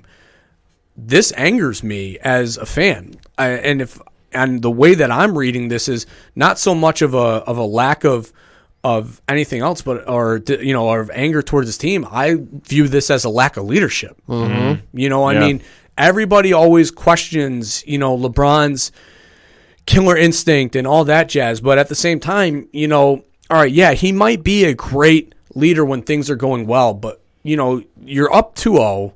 You're down in this game. Yeah, all right, there's nothing you can ultimately do to come back. Like, I get that. But at the same time, not playing out the final seconds or at least being on the court, all right, yeah, you don't have to hug the other team. You don't have to rah-de-dah, all that stuff. But to not even be on the court, to finish the game and walk off disgusted and dejected from everything else, That's not leadership to me. It reminds me a little bit of what was it when Cam and the Panthers lost in the Super Bowl. Yeah. And he was gone off the field. It wasn't there for handshakes. Wasn't there for anything. Was just gone off the field. It reminds me a little bit of that. And also, you bring up Messier. You know, you think of like a Derek Jeter or a Tom Brady. And yeah, in certain instances when the game's hilariously out of reach, Brady would get pulled. But you think in a lot of instances, Jeter didn't want to get pulled out of a game for anything. Mm-hmm. Jeter could be playing on one good leg with half of a good arm, and he wouldn't want to come out of that game, no matter what the score was, and whether they're up by 1,000 or they're down by 1,000,000. He wanted to stay in that game and play that game through to the end. LeBron, you can't say the same thing. And that, to me, it's as good a leader as he is and as smart as he is basketball-wise and his IQ off the charts basketball-wise. But in this instance, for me, his leadership, if we're giving it like a score or percentage, it got knocked down a little bit. Let's just kind of quickly recap the scores here, too, because Lakers won game 1, 116-98. They won. And after that game, though, let's not forget, he had the quote, job's not done. Yes. He, the Kobe quote. Yes. He borrowed that, hey, why aren't you happy? Job's not done. Okay. And then game 2, they won 124-114. So they lose this one 115-104. Now, this is not like they got blown out by 30. No. This is they lost a hard-fought game by 11. Well, I mean, on the flips and on looking at that too, let's not this was a Miami team that game 2, lost Goran Dragic, or game 1 lost Goran Dragic, so he didn't play game 2. Yeah. Bam Adebayo went down game 2 as well, so he wasn't there for game 3.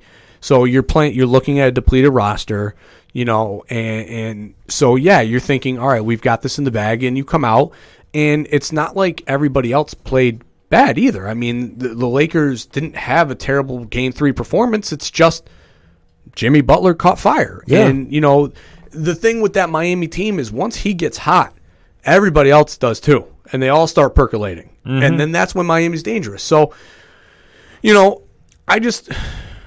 And I know, sorry, Ken, for grabbing this from you. But, I mean, I don't understand it, I just don't understand it either because, I mean, looking at the stat lines, too, it's not like they got ran out of the gym. No. They just lost a hard-fought game. And if he wants to complain about the rest of his team, well, you just have to take a look. I mean, Morris and Kuzma had 19. Mm-hmm. Anthony Davis had 15, so he had an off night. Yeah. But this is where you still had a chance to close out, and you didn't because another team really stepped up and really punched you in the mouth. I mean, Butler, like we said, had 40 points. Crowder had 12. Olenek had 17. And then, of course, coach's favorite guy, Tyler Herro, 17 points as well. Fucking goals. Well, and if LeBron can complain about anything, he had an off night shooting. Only 25 points, 9 of 16 from the floor, 1 of 5 from 3, 6 of 9 from the line. So, it's an off night, but Christ, everybody has that. Jordan had plenty of those. Well, exactly the point. So you can't really sit there and criticize and be mad about it and then blame it on your team when you also had a bad night. Like that, the body language he gave out about that I thought was really corny. And I thought that as a leader on this team, you really did not show that leadership. Sure, when everybody is having a great time and winning, it covers a lot of Band-Aids up.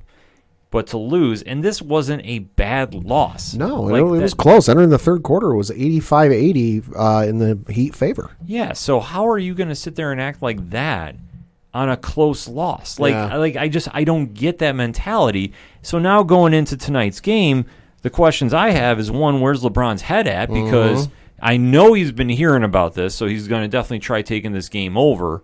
And two, can Jimmy Butler wield off another win tonight? That's the thing, though. I mean, will LeBron try to take it over? Or I think he does. Or does he try to defer? Because LeBron is a basketball IQ guy. Oh, yeah. And he knows it. So does it more of a thing where he tries to get his teammates going early and try to get them into the game, especially with the stat of, he knows the stat Anthony Davis scores 30. Mm-hmm. They have a very high likelihood of winning. So does he maybe defer a little bit and try to get Anthony Davis going again? No. And then look for his later on? No. All right. He is going to try silencing critics. The ego is going to fault him on this one. That I think he's going to try doing too much first. He will, though, go to Anthony Davis as soon as he feels he's done enough. Because what he's been hearing all week since that game is, where was the leadership? What happened now? You. That's all he's been hearing. I fully think he's going to come out and try making a big statement early. Yeah. And I think he's going to try putting it on his back, which I think is going to fault them tonight. Yeah, and for what it's worth, game 1, the line was Lakers by 9. Game 1 was Lakers by 5. Game 2 was Lakers by 9. Game 3 was Lakers by 9 again. Tonight, it's Lakers by 7. Ooh, okay. Well, that being said, I would lean the Heat tonight. Yeah. I would. I just think that LeBron is going to try doing too much too early. It'll be interesting to see how Anthony Davis responds to this, too. Mm-hmm. That I think that we have to really remember he has not had a deep run in the playoffs before. No. A lot of more attention is on him tonight and to see how he reacts. And this whole Laker team, too, because if this was LeBron's way of calling out his team, I think he went about it the wrong way. Yeah. I just don't buy this. And on the flip of the coin, Miami has got all the swagger because Jimmy Butler answered every critic, and he said they're in trouble now. Immediately went into it like we're taking this next game.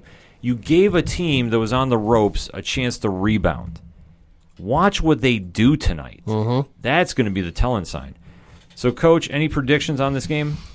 It's so tough because I don't view LeBron as taking it that way because I think that when he does, and you've seen it before in the Golden State series with Cleveland, he's willing to defer, especially once the critics start, chirping, that he's willing to defer to let other guys get going and then start looking for his stuff later on. And, he forces himself in the game in a little bit differently by getting other looks for other people. And that's what Cleveland did in that, later part of the series against Golden State is he really tried to get, the Kyries and everybody else going. And then he started, and Kevin Love, and then he started looking for his stuff in the second half. So I look for that tonight. I want to say Miami because of the fact that I am cheering for them and I'm cheering for Jimmy, but I do like the Lakers in this game. Pat? I'm going to say the Heat. I think they've got all of the talent, well, not talent. They got all the momentum and all the cards are in their favor for tonight. I'm going Heat as well. I think it's going to be a lot closer, though. Yeah. I'm going to say 116-112. That's my prediction. I think Jimmy Butler is going to really want to take this game over, and I think that he feels that he has something to prove. Where LeBron, I think, is going to try answering critics, and I think it's foolish that he's going to try doing this. I do see Coach's point, though. I'm not going to dispute that. I think that'd be the smart move to get his teammates involved. It just depends on how he's going to react because he's been hearing a lot of criticism about it. And let's face it, he is listening to the criticism. There's no chance he's blocking this out. So that being said, I do like the Heat tonight, but hit us up on that hashtag ODPH. NBA Finals are almost coming to a close, probably by the next time we record. So who you got winning and taking home the chip? We definitely want to have the conversation. We're going to take a quick break. We'll be right back. From the galactic depths of the comic book universe comes the ghosts of the stratosphere, ready to galvanize and energize your mind with the latest of comic book news and reviews. And why are you stopping me? Yes, that's much better. Hi, this is Andy Larson for Ghosts of the Stratosphere. Join me every week along with my co-hosts Rob Stewart and Chad Smith, as well as a cavalcade of fantastic comic book guests, as we dish out heaping helpings of the greatest and latest of comic book news and reviews. New shows posted every Tuesday with bonus shows every first Friday of the month. You can find us on iTunes and Stitcher under Ghosts of the Stratosphere, as well as on our website, www.gotstratosphere.com. Hope to see you soon, folks. 2, 3, 4. Hey, this is Johnny Moose from Excite Wrestling, and you're listening to the ODPH. I didn't mess it up. I thought I would. Right now, back to the guys.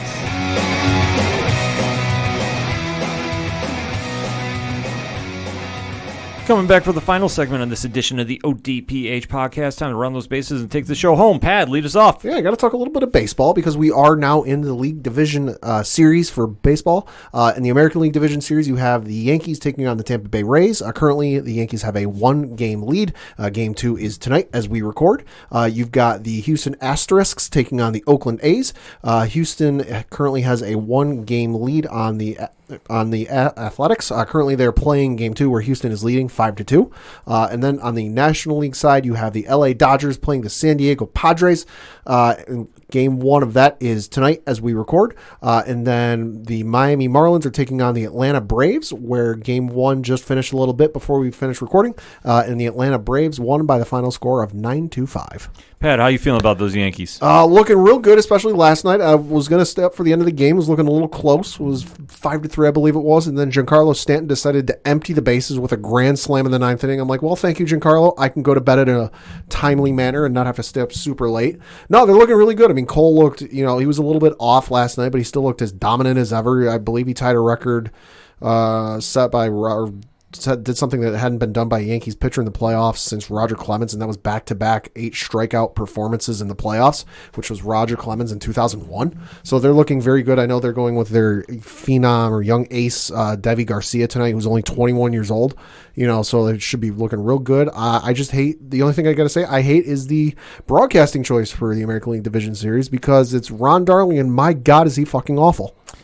Yeah, he's not the best. First line, and if you like Ron Darling, I apologize, but he's fucking awful. The first line I heard out of him last night was they went to, how they do this in every sport. Go to the color commentator, what does this team got to do to win? And in this case, they what do the Yankees got to do to win? And he goes, well, if the Yankees are able to lay off Blake Snell, it'll be an early night for him, and if they're not, it'll be a great night for him.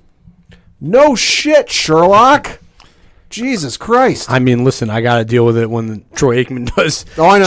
Giants Cowboys games. Trust me, I get it. And Buck. Yeah. Buck too. And I love the one writer I follow who gave me the ultimate hate poll. Who would you rather, Yankees fans, who would you rather hear as color commentator, Alex Rodriguez or Ron Darling? And I'm like, Jesus Christ, we have to pick? Is there a third option? Oh, that's a tough one. Like I told you guys, I'd take Tim McCarver over A-Rod or Ron Darling. Pat's not playing about this. And Nope. I'll even throw this out there. If we have enough people ask, maybe we'll do some twitch.tv/607 podcast playoff games. Maybe. We might. But we got to really get some feedback, get some more follows, and get some more subs on there, too. Yeah. Twitch.tv/607 podcast. Great baseball action going on, though, definitely. So let's go Yankees. That's all that matters. As we should always mention, fuck Houston. Exactly. Always. So that being said, Coach, what you got for your base? Well, I had to struggle to find something, so I borrowed one from you, Ken. We'll dive into professional wrestling. Wrestling. Time to run the ropes. We haven't done that in a little while. And there hasn't been much to talk about. However, on Sunday night, NXT did have a card. The NXT TakeOver 31. Yes, from the CWC. From the CWC. They opted out of Full Sail to take NXT back to the Performance Center, where they revamped it and named it after Vince McMahon's dad's dad. Yeah, his grandfather. So great Vince's Vince's grandfather. Family trees, they're confusing. Very confusing. Who started the first wrestling federation in the long line of family tradition of the CWC. And Pat, hit us with the card. The card actually kicked off because I got it all set. Ken, hit us with the card. I'm ready for it because this one, we did a live reaction show to this on twitch.tv/607 podcast with Rich from 3FN, and Crazy Curtis Gaming was in the house too for this, because going to the CDC, and this was mini Thunderdome. That's exactly what it looked like. So if you've been watching WWE programming, this did have the same feel to it, albeit though I do love the setup with it. It's a little different. They did have chain link fences up, which was kind of like a little, trying to make it stand out a little bit behind the plexiglass as well. So there was enough that this definitely was a visually impressive thing to see. But whenever you refer to NXT takeovers, the bar is set that much higher, because I think Pat and Coach can attest to this. Mm-hmm. Years past, how many times has a takeover been the event of a weekend? Yeah, I mean, more often than not. It's been wild to see what's been going on with the takeover events, because they just have been not finding a groove in this post-COVID era. Yeah, that the past couple they've had have been real stinkers, I would say, for them. They've been decent cards if you compare them to AEW. Right. But overall, they've been okay at best, like a couple matches here and there. I will say for this card, this was a return to greatness. This had a lot that jumped out. This was a lot of fun to watch. They opened up with the North American Championship. Johnny Gargano, who has been an absolute great heel, taking on the one and only Damian Priest, who they've been really big on after he won the North American title. This match, I will go on a limb and say this was a 5-star match. Okay. This was, if I'm using somebody else's metric system, this was a whole car dealership lot with a junkyard and a coffee maker ready with coffee to go. Because this is your epitome of a 5-star match. Very back and forth, very excellent in their timing. Even when it looked like they botched moves up, it was fake outs. Like the psychology of this was spot on. Like I cannot stress this enough. And your winner was the one and only Damian Priest, who is retained. So this will kind of play into something I'll touch upon later. But I will say this. If you haven't seen this match, this was a perfect way to start off the show. This is like when the tag teams used to kick off the show. Yes. And you know how you got the big energy vibe? They were high pace from top to bottom. Sure. Oh, yeah. This had that vibe to it. So I have to say this was a 5-star match if you believe in that stuff. If not, it's a 4.75 if you really want to get technical. But I was like, after this match kicked off, I was like, okay, the rest of the night's going to be tough to top. Your next matchup was Kushida versus the Velveteen Dream. Now, Pat, are you very familiar with Kushida? A little bit. I just know that he's got the Marty McFly gimmick, but it's not Marty McFly because copyright. Right. Coach, you're familiar with him. Yes. So this match was basically Kushida beating the holy snot of Velveteen Dream. Like, this was the most aggressive that I've seen Kushida since he's been in NXT. Which I loved how Dream came out dressed as Doc. Yeah, Doc Brown, because Brown. making fun of the Back to the Future gimmick. Yep. Because I would say you saw at least a couple of these matches, Coach. Yep. What would you say was the biggest contrast from the Priest Gargano pace to this match, would you say? I mean, this was just a straight... I mean, this was two guys who just don't like each other. Yeah. Like, you could have that fight feel to it. Yeah. And I love the fact that Kushida kept going after him even after the match, because he did that weird springboard Kimura, which I thought looked flawless too, by the way. And he definitely played up to the storyline. Dream got his ass whooped. And I have a feeling that we'll hear a little bit more about Dream this week. Probably. But your winner was Kushida. Solid match to keep going with the card. Next up, we had the NXT Cruiserweight Championship, Santos Escobar versus Isaiah Swerve Scott. Now, Coach, did you catch this match? I was in and out, so I did see some of it. Okay. Pat, you haven't been really following too much lately. No, I was busy Sunday night, so unfortunately I didn't get to see this card. This match was phenomenal as well. This, you could also say, was a 4.5 to 5-star match range. Very back and forth. We have seen Swerve Scott wrestle here in Excite way back when. He's obviously done his thing through the indie scene. He definitely had a breakout moment. Looked amazing in this match. The back and forth they had going, a lot of high spots. Albeit, though, a little bit kind of weird ring psychology that they did at least tie into later, because there was this weird spot where they were outside the ring, and Escobar grabbed the padding, not the turnbuckle. Sure. But you know the padding that covers up where the steel connects to the post to the turnbuckle? Yes. He grabbed the padding off. And it was kind of weird that he did that because they didn't have any follow-up for a very long time with this. So as they kept going forward with the match, and there was a weird run-in by Ashante the Adonis, who is a new signee from Evolve, who had one of the best promos after the match. You have to go on Google and see it. I can't do it justice. Interfered and was helping Swerve trying to fight off the Legion, Escobar's side guys there, Raul Mendoza and Joaquin Phoenix. Okay. So they're kind of getting distracted with him, a little back and forth. And then Escobar did wind up throwing Swerve into that exposed steel, so he was kind of knocked out, hit his finisher. Still top-notch, retaining the title.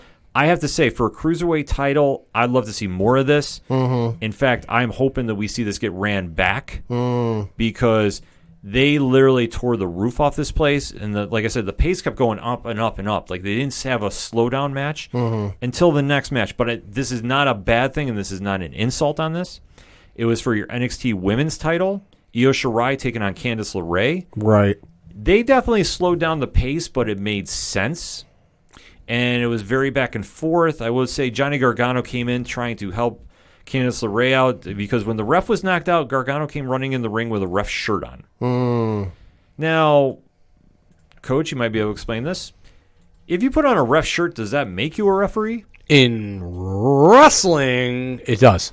So Somehow. It just grants you powers. Yeah, so he came in. I'll say Sasha and Bailey did the same thing like, what, a month or so ago? Yeah, it was kind of like almost the same play because they were going back and forth.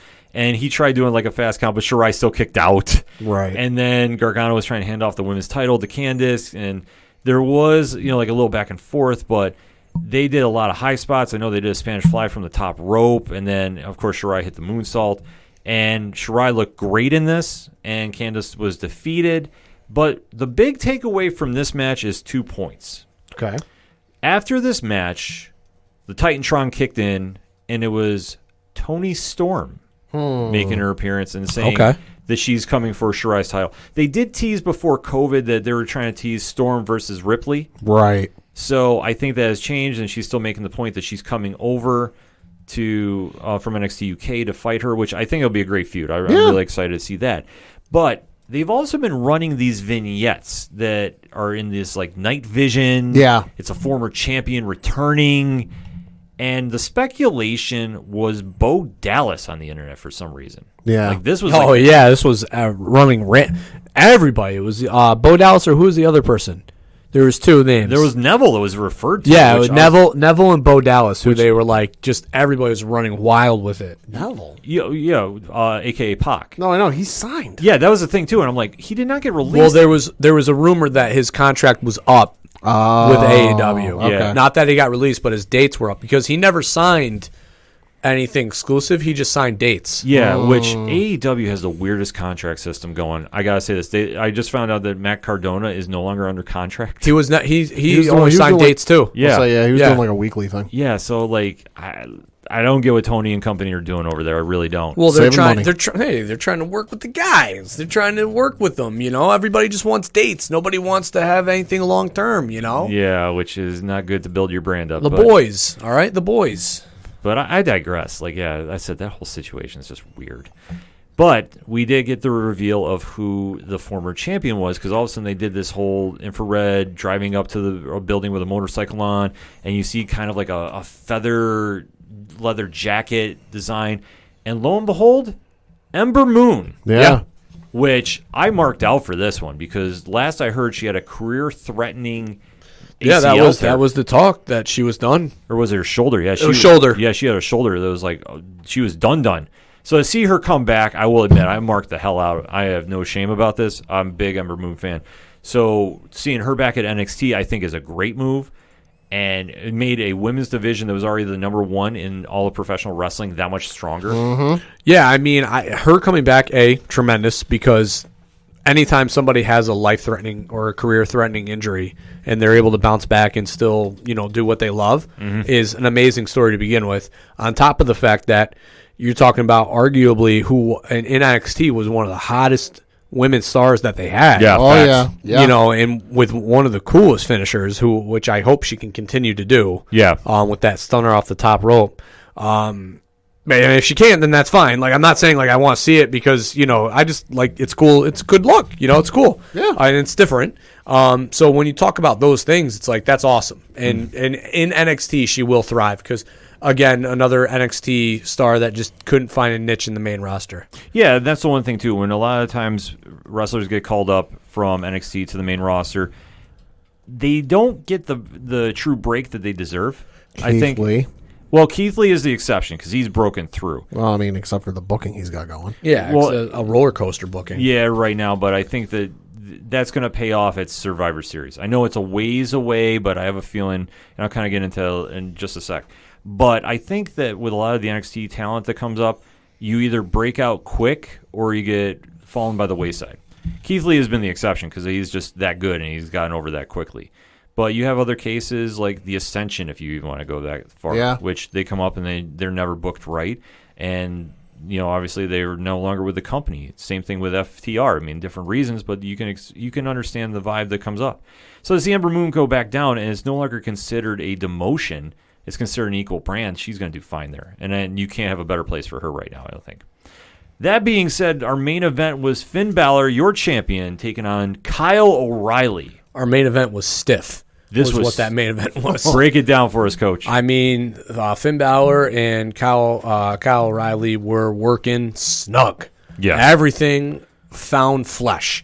This was not your phone it in, super kick, slap the knee, top rope, do la-di-da, flip over the rope, DDT, no sell, all that garbage. This was hard-hitting from start to finish. This was chain wrestling. This was a straight European strong style kind of match that, if you don't like and you like your flip-dees and you like your doodads, flip the channel. You know what I'm saying? Yeah, this one had everything you'd want. If you haven't seen this match, I recommend this one again. This was absolutely brutal to watch, but I loved every minute of it. I mean, I wouldn't want them to. Again, you talk styles. You wouldn't want your top guys working this all the time because, well, you might end up with a dislocated or fractured jaw. Well, that's the rumor right now. Or you might end up with some sort of laceration in your face like Kyle O'Reilly did. So, well, isn't O'Reilly something with the teeth? Yeah, it's rumored that you got a few teeth kicked out. And then Balor, the rumor is it's a fractured jaw. Yes. Nothing has been confirmed yet, but after you watch how this match was done, and I guess that they knew something was wrong, and that's why they wrapped up early, allegedly. Shit. I mean, you saw. I mean, obviously you watched. You saw. You could see Finn. Yeah. Kind of touch that jaw a little bit, and like after the match, it's hanging. Yeah. It had a weird hang to it. So hopefully it's not as serious as. And there's a lot of blood. Yeah, they were both bleeding heavily. Hey, that was red equals green. Yes, it did. Because this match was everything you wanted. For Kyle O'Reilly, you talk about breakout moments. And let me just say on this match, too, is I'm glad that they, the easy low-hanging fruit was an interference from, Undisputed Era or Cole costing Riley the match, or, costing O'Reilly the match, or one of those narratives, like that would have been very easily done, low-hanging fruit. Definitely could have booked that, and everybody would have been like, yeah, that makes sense. But they didn't. They let a pure... unfiltered, untainted. Yeah, they just let a pure wrestling match happen, and we as fans got rewarded because of that. Oh yeah, this is everything that you wanted to see from these two guys. Kyle O'Reilly, if you haven't been following him, has been a star everywhere he's gone, whether it's been Japan, PWG, ROH. Yeah, he's been a star, but it's been like more of the mid to upper, like in ROH, like he easily could have been booked in a main event. Yeah, like he could have been that. Like you needed a guy to have somebody gets injured or the card kind of gets shuffled. You could put Kyle O'Reilly in the main event. And everybody would have been like, all right, that makes sense. But, never had carried the belt, you would never see him being the star. And this match proved that he could do that. Oh, absolutely, without question. So to see where they go post injuries is going to be the real telling sign, because the ending was kind of a weird one after Finn won the match. And like I say, I think they ended a little quicker because everybody's hurt, but still didn't take anything away from both competitors. They had Ridge Holland, who they just brought over from NXT UK. Okay. Apparently jumped Adam Cole and dumped him over the ringside area beaten up. Now, in comes the rest of Undisputed Era, Roderick Strong and Bobby Fish going, hey, what happened? And they actually started questioning Finn, who was in the match, of like, what do you know about this? What do you know? Well, did he order the hit? Well, that's what they're all wondering. Yeah. See, for me, I'm thinking as Roddy ordered it, because they've been kind of teasing a slow breakup between the UE, which I'm okay with, because all of this is going to coincide to where we're going with Friday. Mm-hmm. They're doing a Raw, SmackDown roster draft. Oh, it's starting Friday again? It's starting Friday. Supposedly NXT is involved as well. Well, NXT they showed in one graphic and they quickly pulled it. Yeah, it's weird. It's a weird thing. So that's why I'm bringing up to the panel here about. Because Monday Night Raw, they didn't even touch upon this, which I thought was kind of telling. Because the only thing they did about Monday Night Raw was Mustafa Ali was allegedly the ringleader behind Retribution. Sounds good. I'm just leaving that one alone. I'll say, well, Raw, you got to remember, mailed it in because the ratings weren't great. Asterisk, there were two football games going on. Yeah, and so they mailed that in. Yeah, they definitely mailed it in, and you could definitely tell about the big reveal, which I'm going to have more to talk about later this week. So I'm just going to kind of leave that one alone. But as we go into Friday for the draft, I want to ask both of you guys, what do you think both shows need, and who do you think would be better fit to transfer shows? A goddamn miracle. Well, break it down, Pat. The shows have been awful. The pay-per-views have been okay. SummerSlam wasn't bad. What was the last one? I'm even blanking on the name. Clash of Champions. Clash of Champions was better than I expected it to be, although the expectations were so low that you'd have to be an inchworm to do the limbo under them. So the pay-per-views have been all right, but the shows have been fucking awful. I mean, I didn't watch last night because I had the Patriots game on my TV and the Yankees game on my phone, but I did, thanks to the glorious innovation with the new Apple operating system on the phones, picture-in-picture going on. So I was scrolling through Twitter, and I saw a graphic where it was Humberto Carrillo and Dominic Mysterio versus Seth Rollins and Murphy. And the umpteenth trillion for the time. umpteenth trillion time, and the person who I saw who tweeted it went, "Really? Again?" ? They're repeating matches. I mean, what, your big draw for Monday Night Raw was supposed to be Braun Strowman versus Keith Lee? Like, okay, normally yes, but that's a pay-per-view match. You're not going to do anything great with that match on Monday Night Raw. It's been wash, rinse, repeat, and you're just reusing the same matches. So do you think there's anybody that should get moved that maybe would kind of spark some ratings, you think?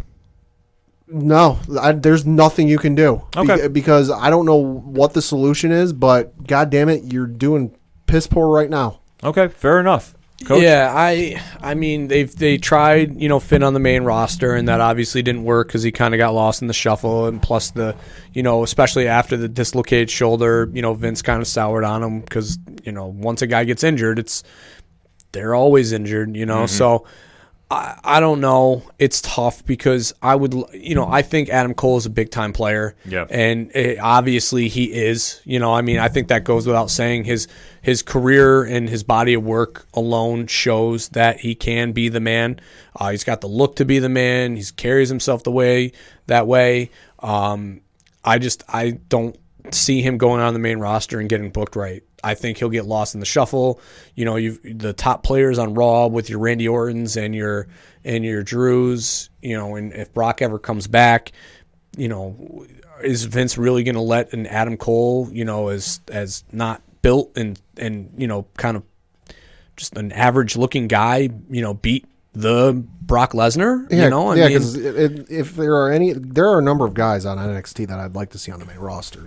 Johnny Gargano being one of them. Johnny Gargano would be amazing to see some matches that you could have with him on the main roster. I mean, him versus Seth Rollins. Hello, that'd be amazing. Yeah. But at the same token, he'd just get lost in the shuffle because we all know what Vince likes. He likes his big, beefy guys. His Brock Lesnar's, his, Randy Orton's, his Drew McIntyre's. And let's face it, Vince isn't going to believe a short guy like Johnny Gargano can credibly beat, Randy Orton or Drew McIntyre on TV. And then that goes to SmackDown too. If these guys end up on SmackDown, I think they're going to be a little more taken care of because there is the AJ style, there's work rate on there, and not to discredit, what they're doing on Raw because obviously Seth can work and, Drew has put on some really tremendous matches since he's come back up through. Owens can work. Yeah, Owens can work. So there's guys that can work on both brands. I just think SmackDown tends to lean towards wrestling, which it always has since the Paul Heyman days 15 years ago during the original brand split, I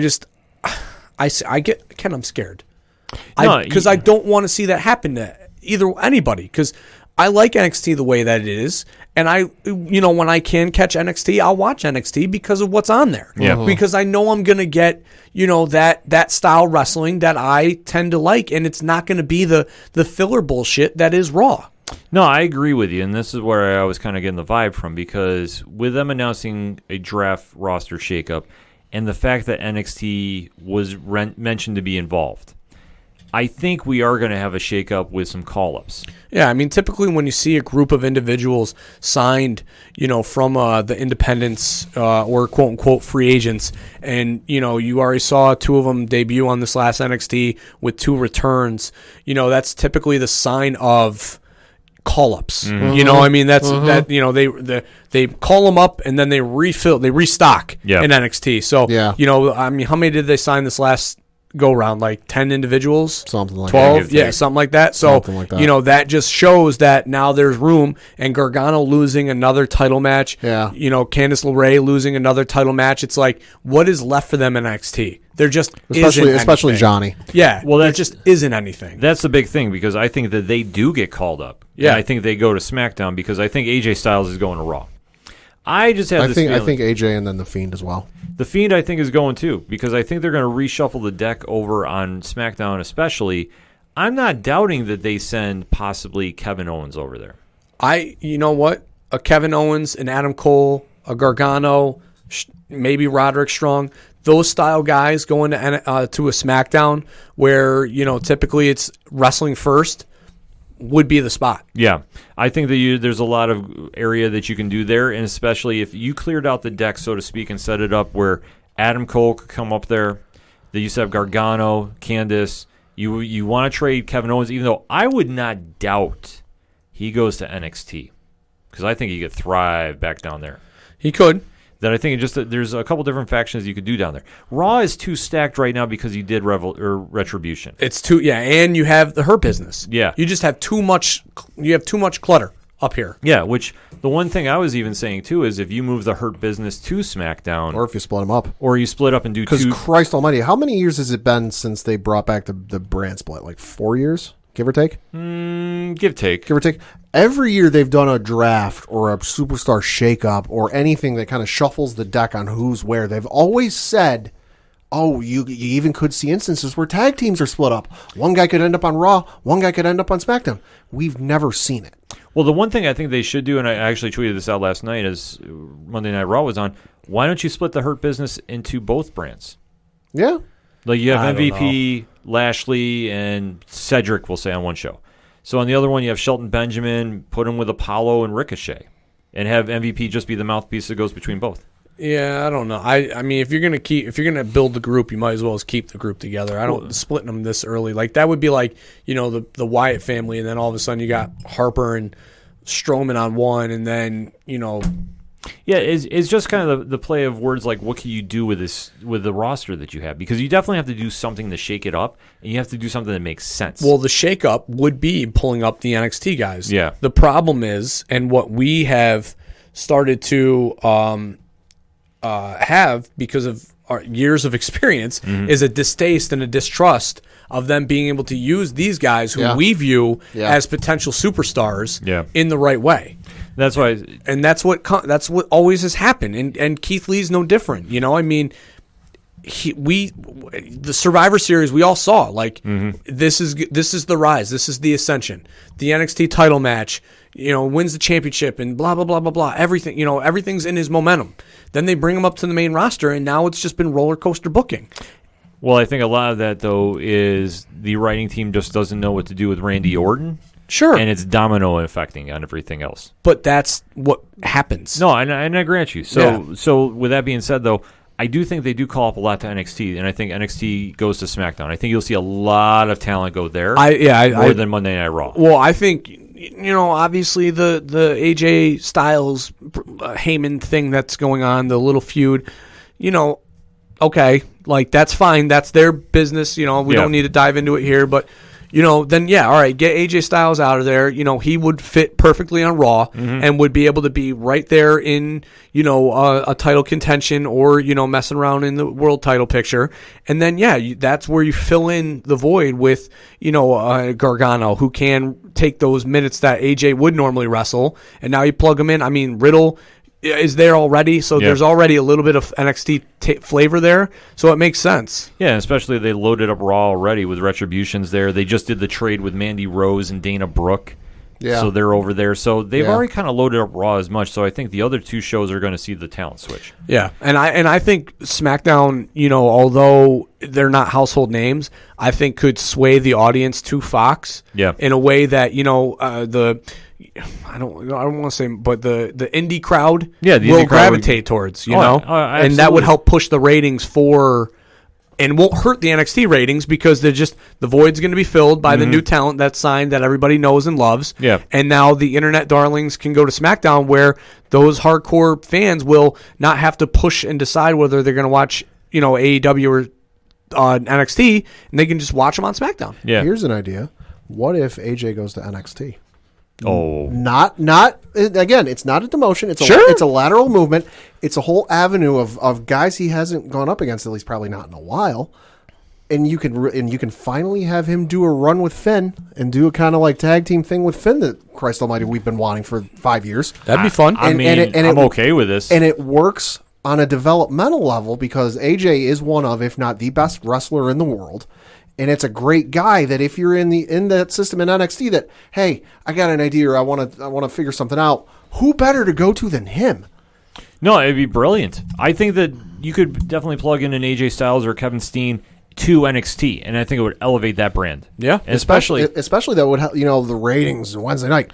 That'd put a whole lot of eyes on NXT on Wednesday nights. Exactly. If you get that injection of that independent wrestling favorites that AEW thrives on. If you have a main event on a Wednesday night that's, say, Adam Cole and Roderick Strong versus Finn Balor and AJ Styles, you can't tell me a lot of fucking people are going to watch that? Oh, that needle will move in a heartbeat. So we're going to have to wait to see what kicks off this Friday, because they're going to be going Friday and then they're going Monday as well for the draft. So we'll have to see, but I'm saying the early predictions, NXT is going to get rated.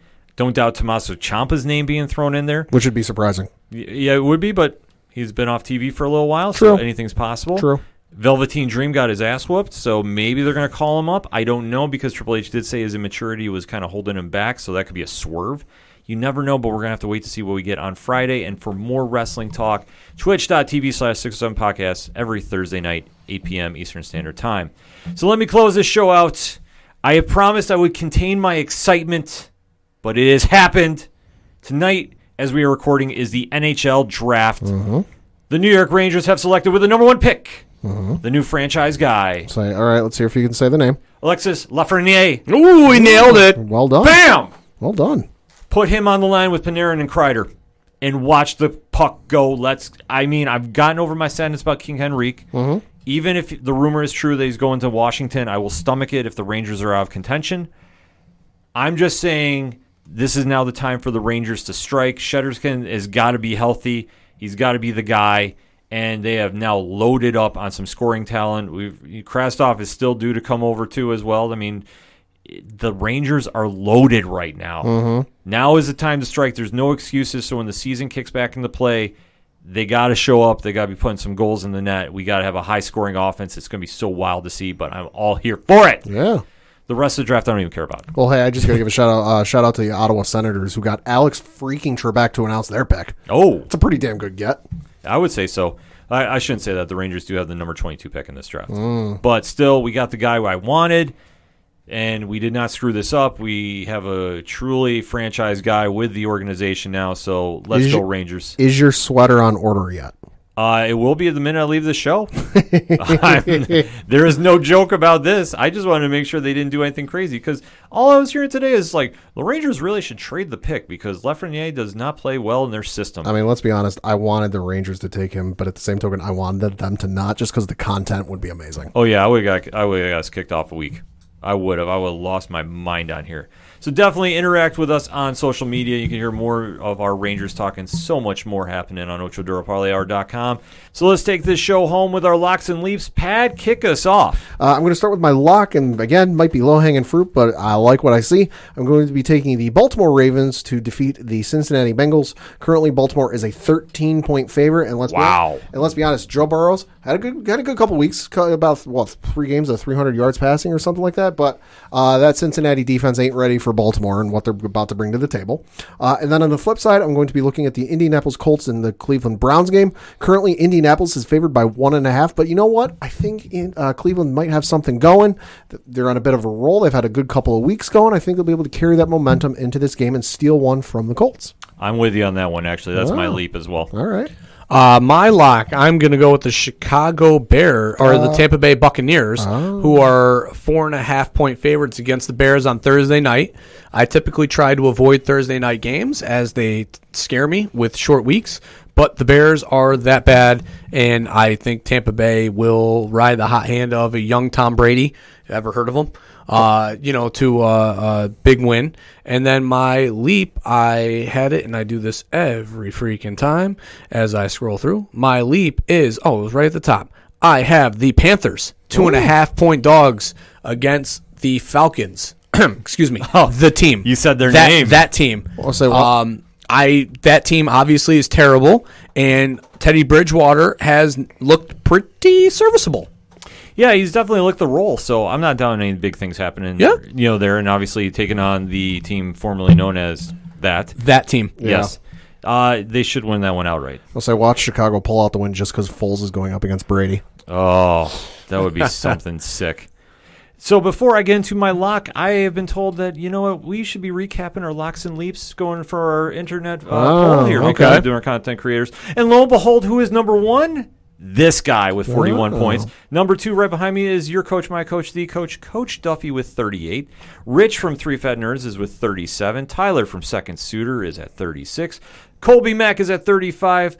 Trophy Wife is the team name. Yeah, I don't fucking know why she changed her name to that. I love you dearly, but that you said my name that I picked for you was bad, and then you up it to that? Yeah.